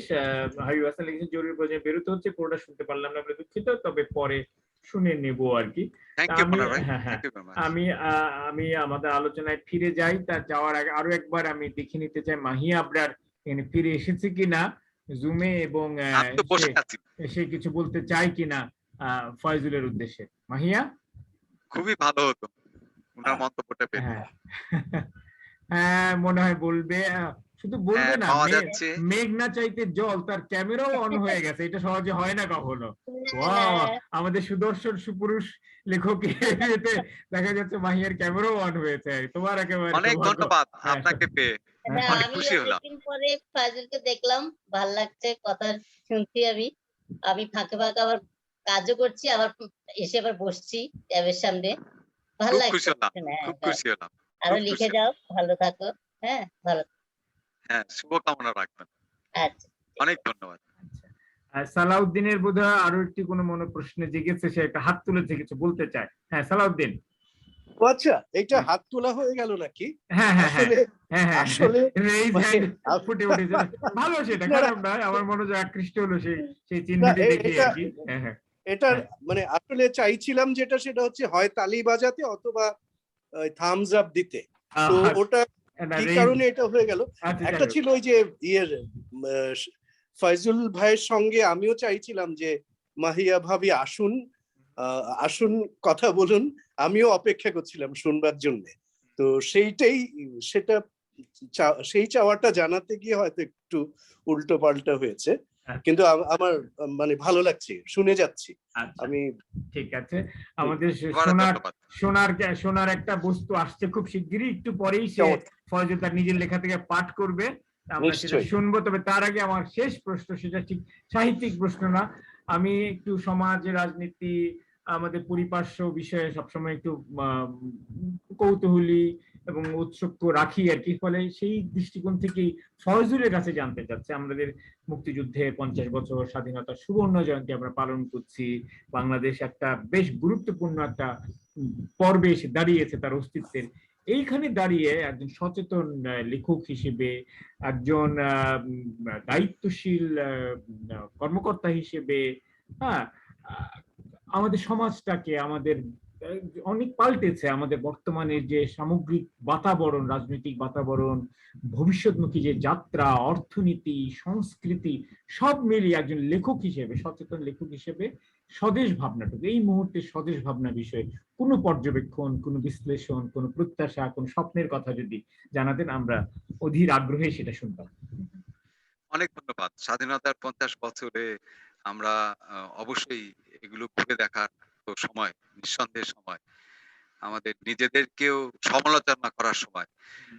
আমরা যারা নাগরিক, আমরা নাগরিকদের পরস্পর আমাদের নিজস্ব সমস্যাগুলো নিয়ে ভাবার সময় এটা স্বাধীনতার 50 বছরে। আমি আমি একটু বলবো যে আমি যেখানে আমেরিকাতে পড়াশোনা করি এবং ইউরোপে, তখন আমার আফ্রিকান বন্ধুদেরকে যদি জিজ্ঞাসা করা হতো ক্লাসে যে তোমাদের অনুন্নয়নের কারণটা কি, সোজা বলে দিত আমাদের অনুন্নয়নের কারণ হচ্ছে যে কলোনালাইজেশন, শেষ কথা। এবং এরপরে আর কোনো কথা নেই, পরেও মানে সামনেও কোনো কথা নেই। তো তখন আমাদের যে ডিসকোর্স গুলো হতো বা শিক্ষকদের যে ডিসকোর্স গুলো হতো, সেখান থেকে আমি আমার যেটুকু শেখা আর কি, যে you are poor because you feel that you are poor. এটা হচ্ছে আপনার ইনস্টিটিউশনাল ইকোনমিক্স এর একটা খুবই নামকরা প্রভাব আর কি। অর্থাৎ আমি নিজেকে দরিদ্র মনে করি জন্যই আমি দরিদ্র, এবং সেটা কি তার মানে শেষ পর্যন্ত দাঁড়ায় উন্নয়ন আসলে ভ্যালুজ এর ফাংশন, মাইন্ডসেটের ফাংশন সিটিজেনদের। তো সিটিজেনদের এই সব ভ্যালু ফাংশন গুলো এগুলো রিফ্লেক্টেড হয় শেষ পর্যন্ত ইনস্টিটিউশনে। এজন্য ইনস্টিটিউশনাল ইকোনমিক্স বলে যে ইনস্টিটিউশনাল ডেভেলপমেন্ট হচ্ছে সবচাইতে বড় জরুরি জিনিস, যে উন্নয়ন যেখানে হবে এবং সেই উন্নয়নকে সাস্টেনেবল পর্যায়ে রাখার জন্য আপনার ইনস্টিটিউশন চাই। সেই ইনস্টিটিউশনটা আবার কোনো টপ ডাউন জিনিস না, মানে উপর থেকে যে আপনি ইনস্টিটিউশন তৈরি করে দিবেন এটা হয় না। ইনস্টিটিউশন এবং ডেভেলপমেন্টের এটা কো-ইভলিউশন হয়, মানে ইনস্টিটিউশন যেভাবে ডেভেলপমেন্টকে প্রভাবিত করে, ডেভেলপমেন্ট আবার ইনস্টিটিউশনকে প্রভাবিত করে, যেটাকে আমাদের বায়োলজিক্যাল সায়েন্সে ইভলিউশন বলে এবং কো-ইভলিউশন এটাকে বলা হয়ে থাকে। অর্থাৎ দুটো ভেরিয়েবল একসাথে চলে আর কি, একটা অপরকে সাহায্য করে থাকে। কাজে ইনস্টিটিউশন ডেভেলপমেন্টের ব্যাপারে আমরা সবসময় আমরা মনে করি যে এটা সবচাইতে বেশি জরুরি। আমাদের দৈন্য আসলে আমাদের নিজেদেরই মানসিকতা, তো সেটা কাউকে দোষারোপ করে লাভ হয় না, কিছুই হয় না। যেমন আফ্রিকানদের ক্ষেত্রে এ কথা আমরা পেয়েছি যে তাদের কলোনিয়াল মাস্টারদেরকে তারা দোষারোপ করে এগোতে পারেনি, কিন্তু বাংলাদেশ আজকে কত এগিয়েছে সেটাও একটু খালি তথ্য উপাত্তর কথা আমি বলবো। আমরা ছোটকালে 70-এর দশকের পরের দিকে দেখেছি যে মানুষ আপনার 3 বেলা খেতে পায়নি। আমি গ্রামের মানুষদের কথা বলছি, শহরের মানুষের কথা বলছি না। শহরের মানুষরা আপনার তারাও যে মানে খুব কষ্ট করেনি তা না। আমরা যেমন একটা প্যান্ট দুটো শার্টে আমাদের ছোটকাল কেটেছে, এটা তো সত্য কথা। আর আজকে সেখানে আমরা যে অ্যাবান্ডেন্সটা লক্ষ্য করি, এটা নিঃসন্দেহে একটা স্বাধীনতার 50 বছরে আমি যে জিনিসটা করবো, এটা একটা মস্ত বড় উন্নয়ন। এখন কোনো মানুষ না খেয়ে মরবে না, এই জিনিসটা নিশ্চিত করা গেছে। তবে যে জিনিসটা হলো যে গ্রাম এবং শহরে যে ট্রান্সফরমেশন হয়েছে সেটা হিউজ। এই যে হিউজ আরবানাইজেশন, এটার দিকে আমরা নজর দিচ্ছি। সেই জন্য বর্তমান সরকারের একটা কর্মকাণ্ডের সাথে আমি জড়িত, সেটা হচ্ছে সামাজিক সুরক্ষা বিষয়ক যে রিফর্ম। এই রিফর্ম গুলো হচ্ছে যে সরকারের দারিদ্র বিমোচন কর্মসূচি তো চালু আছে, পাবলিক ইনভেস্টমেন্ট বাড়ছে সবসময়, সেটার কোয়ালিটি নিয়ে প্রশ্ন তোলা যায়, সেটা অন্য কথা। কিন্তু পাবলিক ইনভেস্টমেন্টকে পরিপূরণ করে সামাজিক সুরক্ষার আপনার পদক্ষেপগুলো। তো সেটাও আপনার দিনে দিনে এটার আপনার ভোক্তার মানে আমি উপকারভোগী সংখ্যা বাড়ছে, বাড়ছে এবং সরকারের ইনভেস্টমেন্ট বাড়ছে। আমি মনে করি যে এটা সামনে আরো বাড়বে এবং আমাদের আরো অনেক সমস্যার কিছুটা সমাধান করা সম্ভব। তো দেশের অগ্রগতি বজায় থাকবে, কারণ এটা ডেভেলপমেন্ট, এটা তো পিছিয়ে যাওয়ার বিষয় নয় বাংলাদেশে। এবং যদি কোথাও কোনো রকম লুপ থাকে সেগুলো সামাজিক সুরক্ষা দিয়ে আমরা ভরে দেবো, এটাই আমরা চিন্তা করি। সমাজকে ঘিরে কি কোনো ধরনের পর্যবেক্ষণ আছে? সমাজও তো পাল্টাচ্ছে, সমাজের মধ্যে নানা রকম ভাঙচুর হচ্ছে, অনেক ধরনের অস্থিরতাও দেখা যাচ্ছে আসলে, তাই না? সেটা কি কিভাবে আপনি দেখেন বা ব্যাখ্যা করেন, বা সেখানে উত্তরণের পথ কি খোঁজেন? শিক্ষা, সংস্কৃতি, ধর্ম, এগুলো বেশ একটা গোলমেলে একটা সমন্বয় কিন্তু আমরা লক্ষ্য করছি আমাদের দেশে এখন আর কি। না, নিঃসন্দেহে এটা তো মানে আমাদের প্রচেষ্টা আছে এবং থাকবে। শিক্ষার প্রসার এবং সাংস্কৃতিক মুক্তির আপনার যেটা সম্ভাবনা, সেই জায়গাটাকে আমাদের আরো বড় করে ধরার অবশ্যই থাকবে। কারণ হ্যাঁ, মানুষের আত্মার উন্নয়ন কিভাবে ঘটে শিক্ষা এবং আশপাশে পর্যবেক্ষণ করে, সেটা অবশ্যই চালু থাকবে এবং আমি আশা নিশ্চয়ই আশায় তো আমাদের ঘর বাঁধতেই হবে। পাশাপাশি যদি দুর্নীতিটাকে যদি আমরা একটু কমিয়ে আনতে পারতাম, হয়তো বা এই বিনিয়োগটা বা এই রূপান্তরটা আরো ত্বরান্বিত হতো। সেটা একটা বড় একটা বেশ কষ্টের জায়গা, আমাদের লজ্জারও জায়গা আসলে, যে একটা দুর্নীতিগ্রস্ত জাতি হিসেবে যেটা সেটা পরিচয় হচ্ছে আমাদের, সেই জায়গা থেকে যে কেন এখনো মুক্তি ঘটছে না আমাদের, সেটাই একটা আশঙ্কার কথা। যাই হোক, আমাদের আলোচনা কাজ চলছে অনেক তলে তলে, যেগুলো হয়তো সব বোঝা যায় না। আচ্ছা আচ্ছা, না আমরা তো আর উপর লেভেলের বা খোঁজ পাবো না, আমরা নিত্যদিনের আমাদের কাজ কমে গিয়ে আমরা যেখানে ভুক্তভোগী হয়েছে নিত্যদিনে সেটুকু কমে গেলেই চলতো। এই একটু ট্রেনের টিকিট কাটার ক্ষেত্রে, বিআরটি এর গাড়ির লাইসেন্স রিনিউর ক্ষেত্রে, ট্রেড লাইসেন্স রিনিউর ক্ষেত্রে হেন কোনো জায়গা নাই যে সেখানে অবশ্যই এগুলো কাজ করা যায়। আমার মনে হয় সেবা মানে সার্ভিস, আমাদের সার্ভিস ডেলিভারিটা আরো উন্নত করা। মানুষের চাহিদা তো অল্পই, আমাদের মানুষের চাহিদা খুবই অল্প। এই কিছু কিছু জায়গাগুলো একটু নির্বিঘ্নে যদি এখানে কাজ হচ্ছে। আমি আপনাকে যেটা আশ্বস্ত করতে চাই যে যেহেতু মানে আপনার ইলেকট্রনিক যে ইগুলা ট্রানজাকশন যেগুলো এগুলো বাড়ছে, এগুলো ভবিষ্যতে আপনারা এখন দেখেন ব্যাংক টু ব্যাংক ট্রান্সফার, যে জিনিসটা বর্তমান সরকারের একটা অন্যতম আমি বলবো ভালো পদক্ষেপ। এখন বিকাশের মাধ্যমে যে ট্রান্সফার গুলো হচ্ছে এগুলো ট্রান্সপারেন্ট। সেরকম সার্ভিস ডেলিভারির ক্ষেত্রেও অনেক মানে ইলেকট্রনিক পদ্ধতি এসছে, ই কমার্স এসছে। আমি আশাবাদী। না আশা তো আমাদের করতেই হবে, অবশ্যই, হ্যাঁ করতেই হবে। আচ্ছা, আমরা শেষ করব, তবে তার আগে যেটা করে থেকে আমরা আমন্ত্রিত লেখকের একটা পাঠ শুনে নিতে চাই, তার স্বকণ্ঠে কোন একটা অংশ বিশেষ আর কি। আপনার হ্যাঁ কি পড়ে শোনাবেন আমাদেরকে? এখনই তার সুযোগ।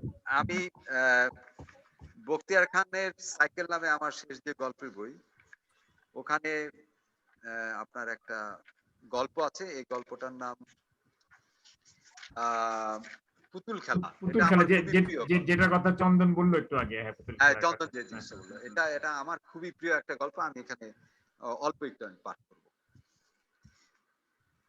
কলিকাতা ও নোয়াখালীতে সংগঠিত জাতিগত দাঙ্গার সূত্র ধরে বিহারের ছাপড়া, সারান, মুঙ্গের এবং ভাগলপুরের পরে 1946 সালের নভেম্বর মাসের প্রথম সপ্তাহে পাটনা ও পূর্ণিয়া শহরও দাঙ্গার আশঙ্কায় কাঁপতে থাকবে। তখন আতঙ্কে বিহ্বল হয়ে পড়বে পূর্ণিয়া জেলার অন্তর্গত রানীনগরের মতো ছোট্ট একটা মফস্বল শহরের মানুষজন। এদিকে রানীনগরবাসী মোহাম্মদ সুজার দ্বিতীয় পুত্র মোহাম্মদ সেলিম পাটনা কলেজের ইন্টারমিডিয়েট পর্বের একজন ছাত্র, আর সত্তরণের মতো করে পাটনার জাতিগত দাঙ্গায় অংশ নেবে, সংখ্যাগরিষ্ঠ জনগোষ্ঠীর মানুষজনকে কতল করবে এবং একসময় নিজেই কতল হয়ে যাবে সংখ্যাগরিষ্ঠদের হাতে। সে খবর রানীনগরে পৌঁছালে রানীনগরবাসীর আতঙ্ক বৃদ্ধি পাবে আরো। বড় ভাইয়ের মৃত্যুতে সভাপতি শোকে কাতর হয়ে পড়বে মোহাম্মদ সুজার তৃতীয় পুত্র, পূর্ণিয়া জেলা স্কুলের ক্লাস 10-এর ছাত্র মোহাম্মদ দারা। তবু সংখ্যাগরিষ্ঠ জনগোষ্ঠীর প্রতিনিধি হিসেবে তার স্বজনদের নিরাপত্তা বিধানের জন্য মহল্লার মানুষজনের সাথে মোহাম্মদ দারা দেশীয় অস্ত্র শস্ত্র নিয়ে দিনের পর দিন মহল্লা পাহারা দেবে। তখন মৃত্যুর গভীর আতঙ্ক তার সামনে ঝুলে থাকবে সর্বদাই। রানীনগরের নিকটবর্তী পূর্ণিয়া শহরে সংখ্যালঘিষ্ঠ এবং সংখ্যাগরিষ্ঠ জনগোষ্ঠীর মধ্যে বাড়তি খণ্ডযুদ্ধ হবে বটে, তাতে আহত হবে কেউ কেউ, কিন্তু মৃত্যু ঘটবে না কারোরই। তবে দৈবক্রমে পূর্ণিয়া শহর থেকে রানীনগর এলাকায় জাতিগত দাঙ্গার আগুন আর ছড়িয়ে পড়বে না শেষ পর্যন্ত। আরেকটু পরে আমি শেষ করে দেব। এই গল্পটা অবশ্য ভারতবর্ষে ঘটে যাওয়া রক্তক্ষয়ী দেশ বিভাগ এবং তৎসঙ্গে জড়িত জাতিগত দাঙ্গা নিয়ে নয়। দেশ বিভাগ ও জাতিগত দাঙ্গা এই গল্পটার নেপথ্যের একটা ঘটনা মাত্র।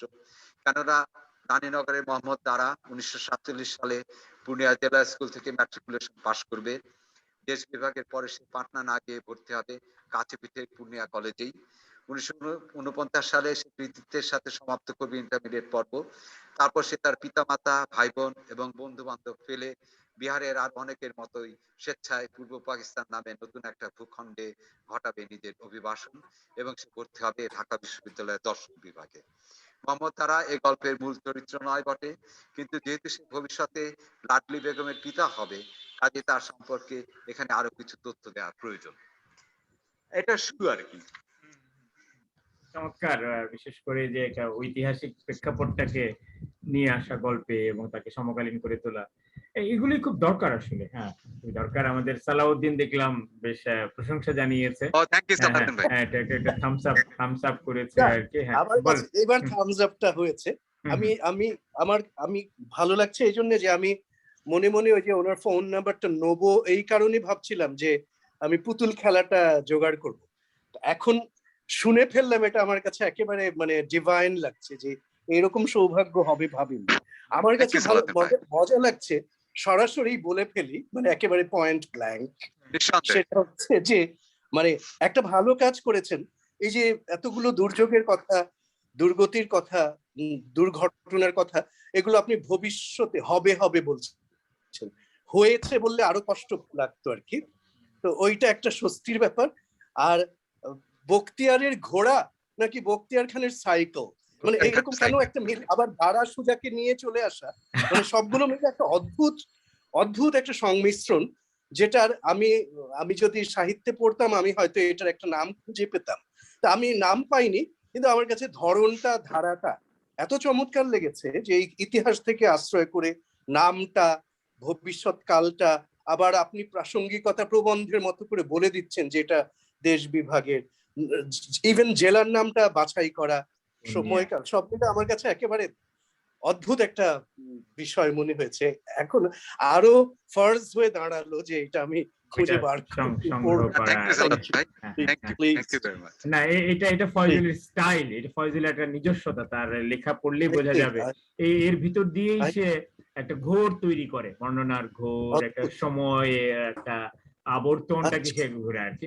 আমার মনে হয় চন্দনও বোধহয় সেই ঘুরে পড়ে গেছে, তার মাইকটাও অন হয়েছে, সেও কিছু বলতে চাইছে। চন্দন, হ্যালো। হ্যাঁ, বলো। শুনলাম, খুবই আগ্রহ করে শুনলাম, অনেকদিন পরে দুধের সাথে ঘুলে মিটাইলাম, মনে হলো যে দেখা হলো। 2017 দেখা, তারপরে বোধহয় 18-তে একদিন বিকালবেলা মঞ্জুরির সাথে দেখা হলো। শাহবাগে আপনাকে ফোন দিল এবং বললেন যে আমি আসতেছি, তোমরা একটু থাকো, আমরা পাবলিক লাইব্রেরিতে। কিন্তু সুমন ভাইয়ের আর দেখা নাই। আর সুমন ভাই সাদিয়া মাধবের ইমাম ছিল, মঞ্জুরির কথা বললাম। হ্যাঁ, মঞ্জুরি ছিল, আমি যেতে পারিনি কেন এখন মনে পড়লো। না, অনেক সরি যে আমি যেতে পারিনি। না, আমরা খুব কাছাকাছি ছিলাম, আপনি ছিলেন সচিবালয়ে, আমরা ছিলাম শাহবাগ, খুব দূর ছিল না কিন্তু। বাট কখনো কখনো অতটুকু দূরত্ব যে বিশাল হয়, সেটাই গত 6 বছর দেখা হবে, সামনে দেখা হবে, সব পাপ মোচন করা হবে, সব পাপ মোচন হবে। এবং যখন দেখা হবে তখন যেন শুনি যে না, ওই তাঁত তাঁতিদের নিয়ে মোটামুটি একটা গোলমাল লেগে গেছে। নিশ্চয়ই, আমি আশাবাদী পরবর্তী গল্পটা ফয়জুল ওদেরকে নিয়ে লিখবে। সেই মানিক বন্দ্যোপাধ্যায় লিখেছিল সেই কবে শূন্য শূন্য শূন্য তাঁত বাজানোর শব্দ, তার গল্প শুনেছিলাম। এবার হয়তো পূর্ণ আমি লিখি। আমাকে স্মরণ করায় দেওয়ার জন্য অনেক ধন্যবাদ। ওকে, অনেক অনেক ধন্যবাদ ফয়জুল, খুব ভালো লাগলো। বখতিয়ার খানের ঘোড়া, না সরি, বখতিয়ার খানের সাইকেল, এই বইটা আমাকে ফয়জুল নিজ হাতে উপহার দিয়েছিল গত বছর মেলায়। কিন্তু সেই বইটিও আমি ওই ঢাকাতে রেখেই আমি তারপর দিনে আমি ভারত চলে গিয়েছিলাম, সেখান থেকে সরাসরি চট্টগ্রাম চলে এসেছিলাম। হ্যাঁ, চট্টগ্রাম চলে এসে বইটি অনেক কসরত করে, বহুদিন দরবার করে এই মাত্র কিছুদিন হলো আমি চাটগা আনিয়ে ফেলতে পেরেছি আর কি। হ্যাঁ, এখন আর আজকে আজকে এই পুতুল খেলা গল্পটার মুখটুকু শুনে আমার মনে হচ্ছে আজ রাত্রেই আমার তার বাকি অংশটুকু শেষ করতে হবে। আপাতত সেই প্রতিশ্রুতি দিয়ে এবং আবারও আগামী বৃহস্পতিবার এরকম আরো একজন কোন বাংলাদেশের সাহিত্যের একজন ব্যক্তিত্বকে নিয়ে উপস্থিত হওয়ার ঘোষণা দিয়ে আজকের মধ্যে এখানে বিদায় নিচ্ছি। আপনারা যারা যুক্ত হয়েছেন, জুমে আলোচনায় অংশ নিয়েছেন, যারা লাইভে দেখেছেন, লাইভে মন্তব্য করেছেন, সবাইকে অনেক অনেক ধন্যবাদ। ধন্যবাদ ফয়জুলকেও, তার এত ব্যস্ততার মধ্যে সে সাংঘাতিক উচ্চ পদে একজন মানুষ এবং প্রচুর তাকে মিটিং করেই তার দিন পার হয়ে যায়, সেখান থেকে যে তিনি আমাদের কিছু সময় বার করেছেন তার জন্য তাকেও ধন্যবাদ জানিয়ে আমি আজকের অনুষ্ঠান শেষ করতে যাচ্ছি। আমিও ধন্যবাদ জানাতে চাই বিস্তার এবং আলম ভাই আপনাকে, চমৎকার উদ্যোগ। আমি honoured, I am really honoured. Thank you very much. অনেক ধন্যবাদ, সবাই ভালো থাকবেন, শুভরাত্রি।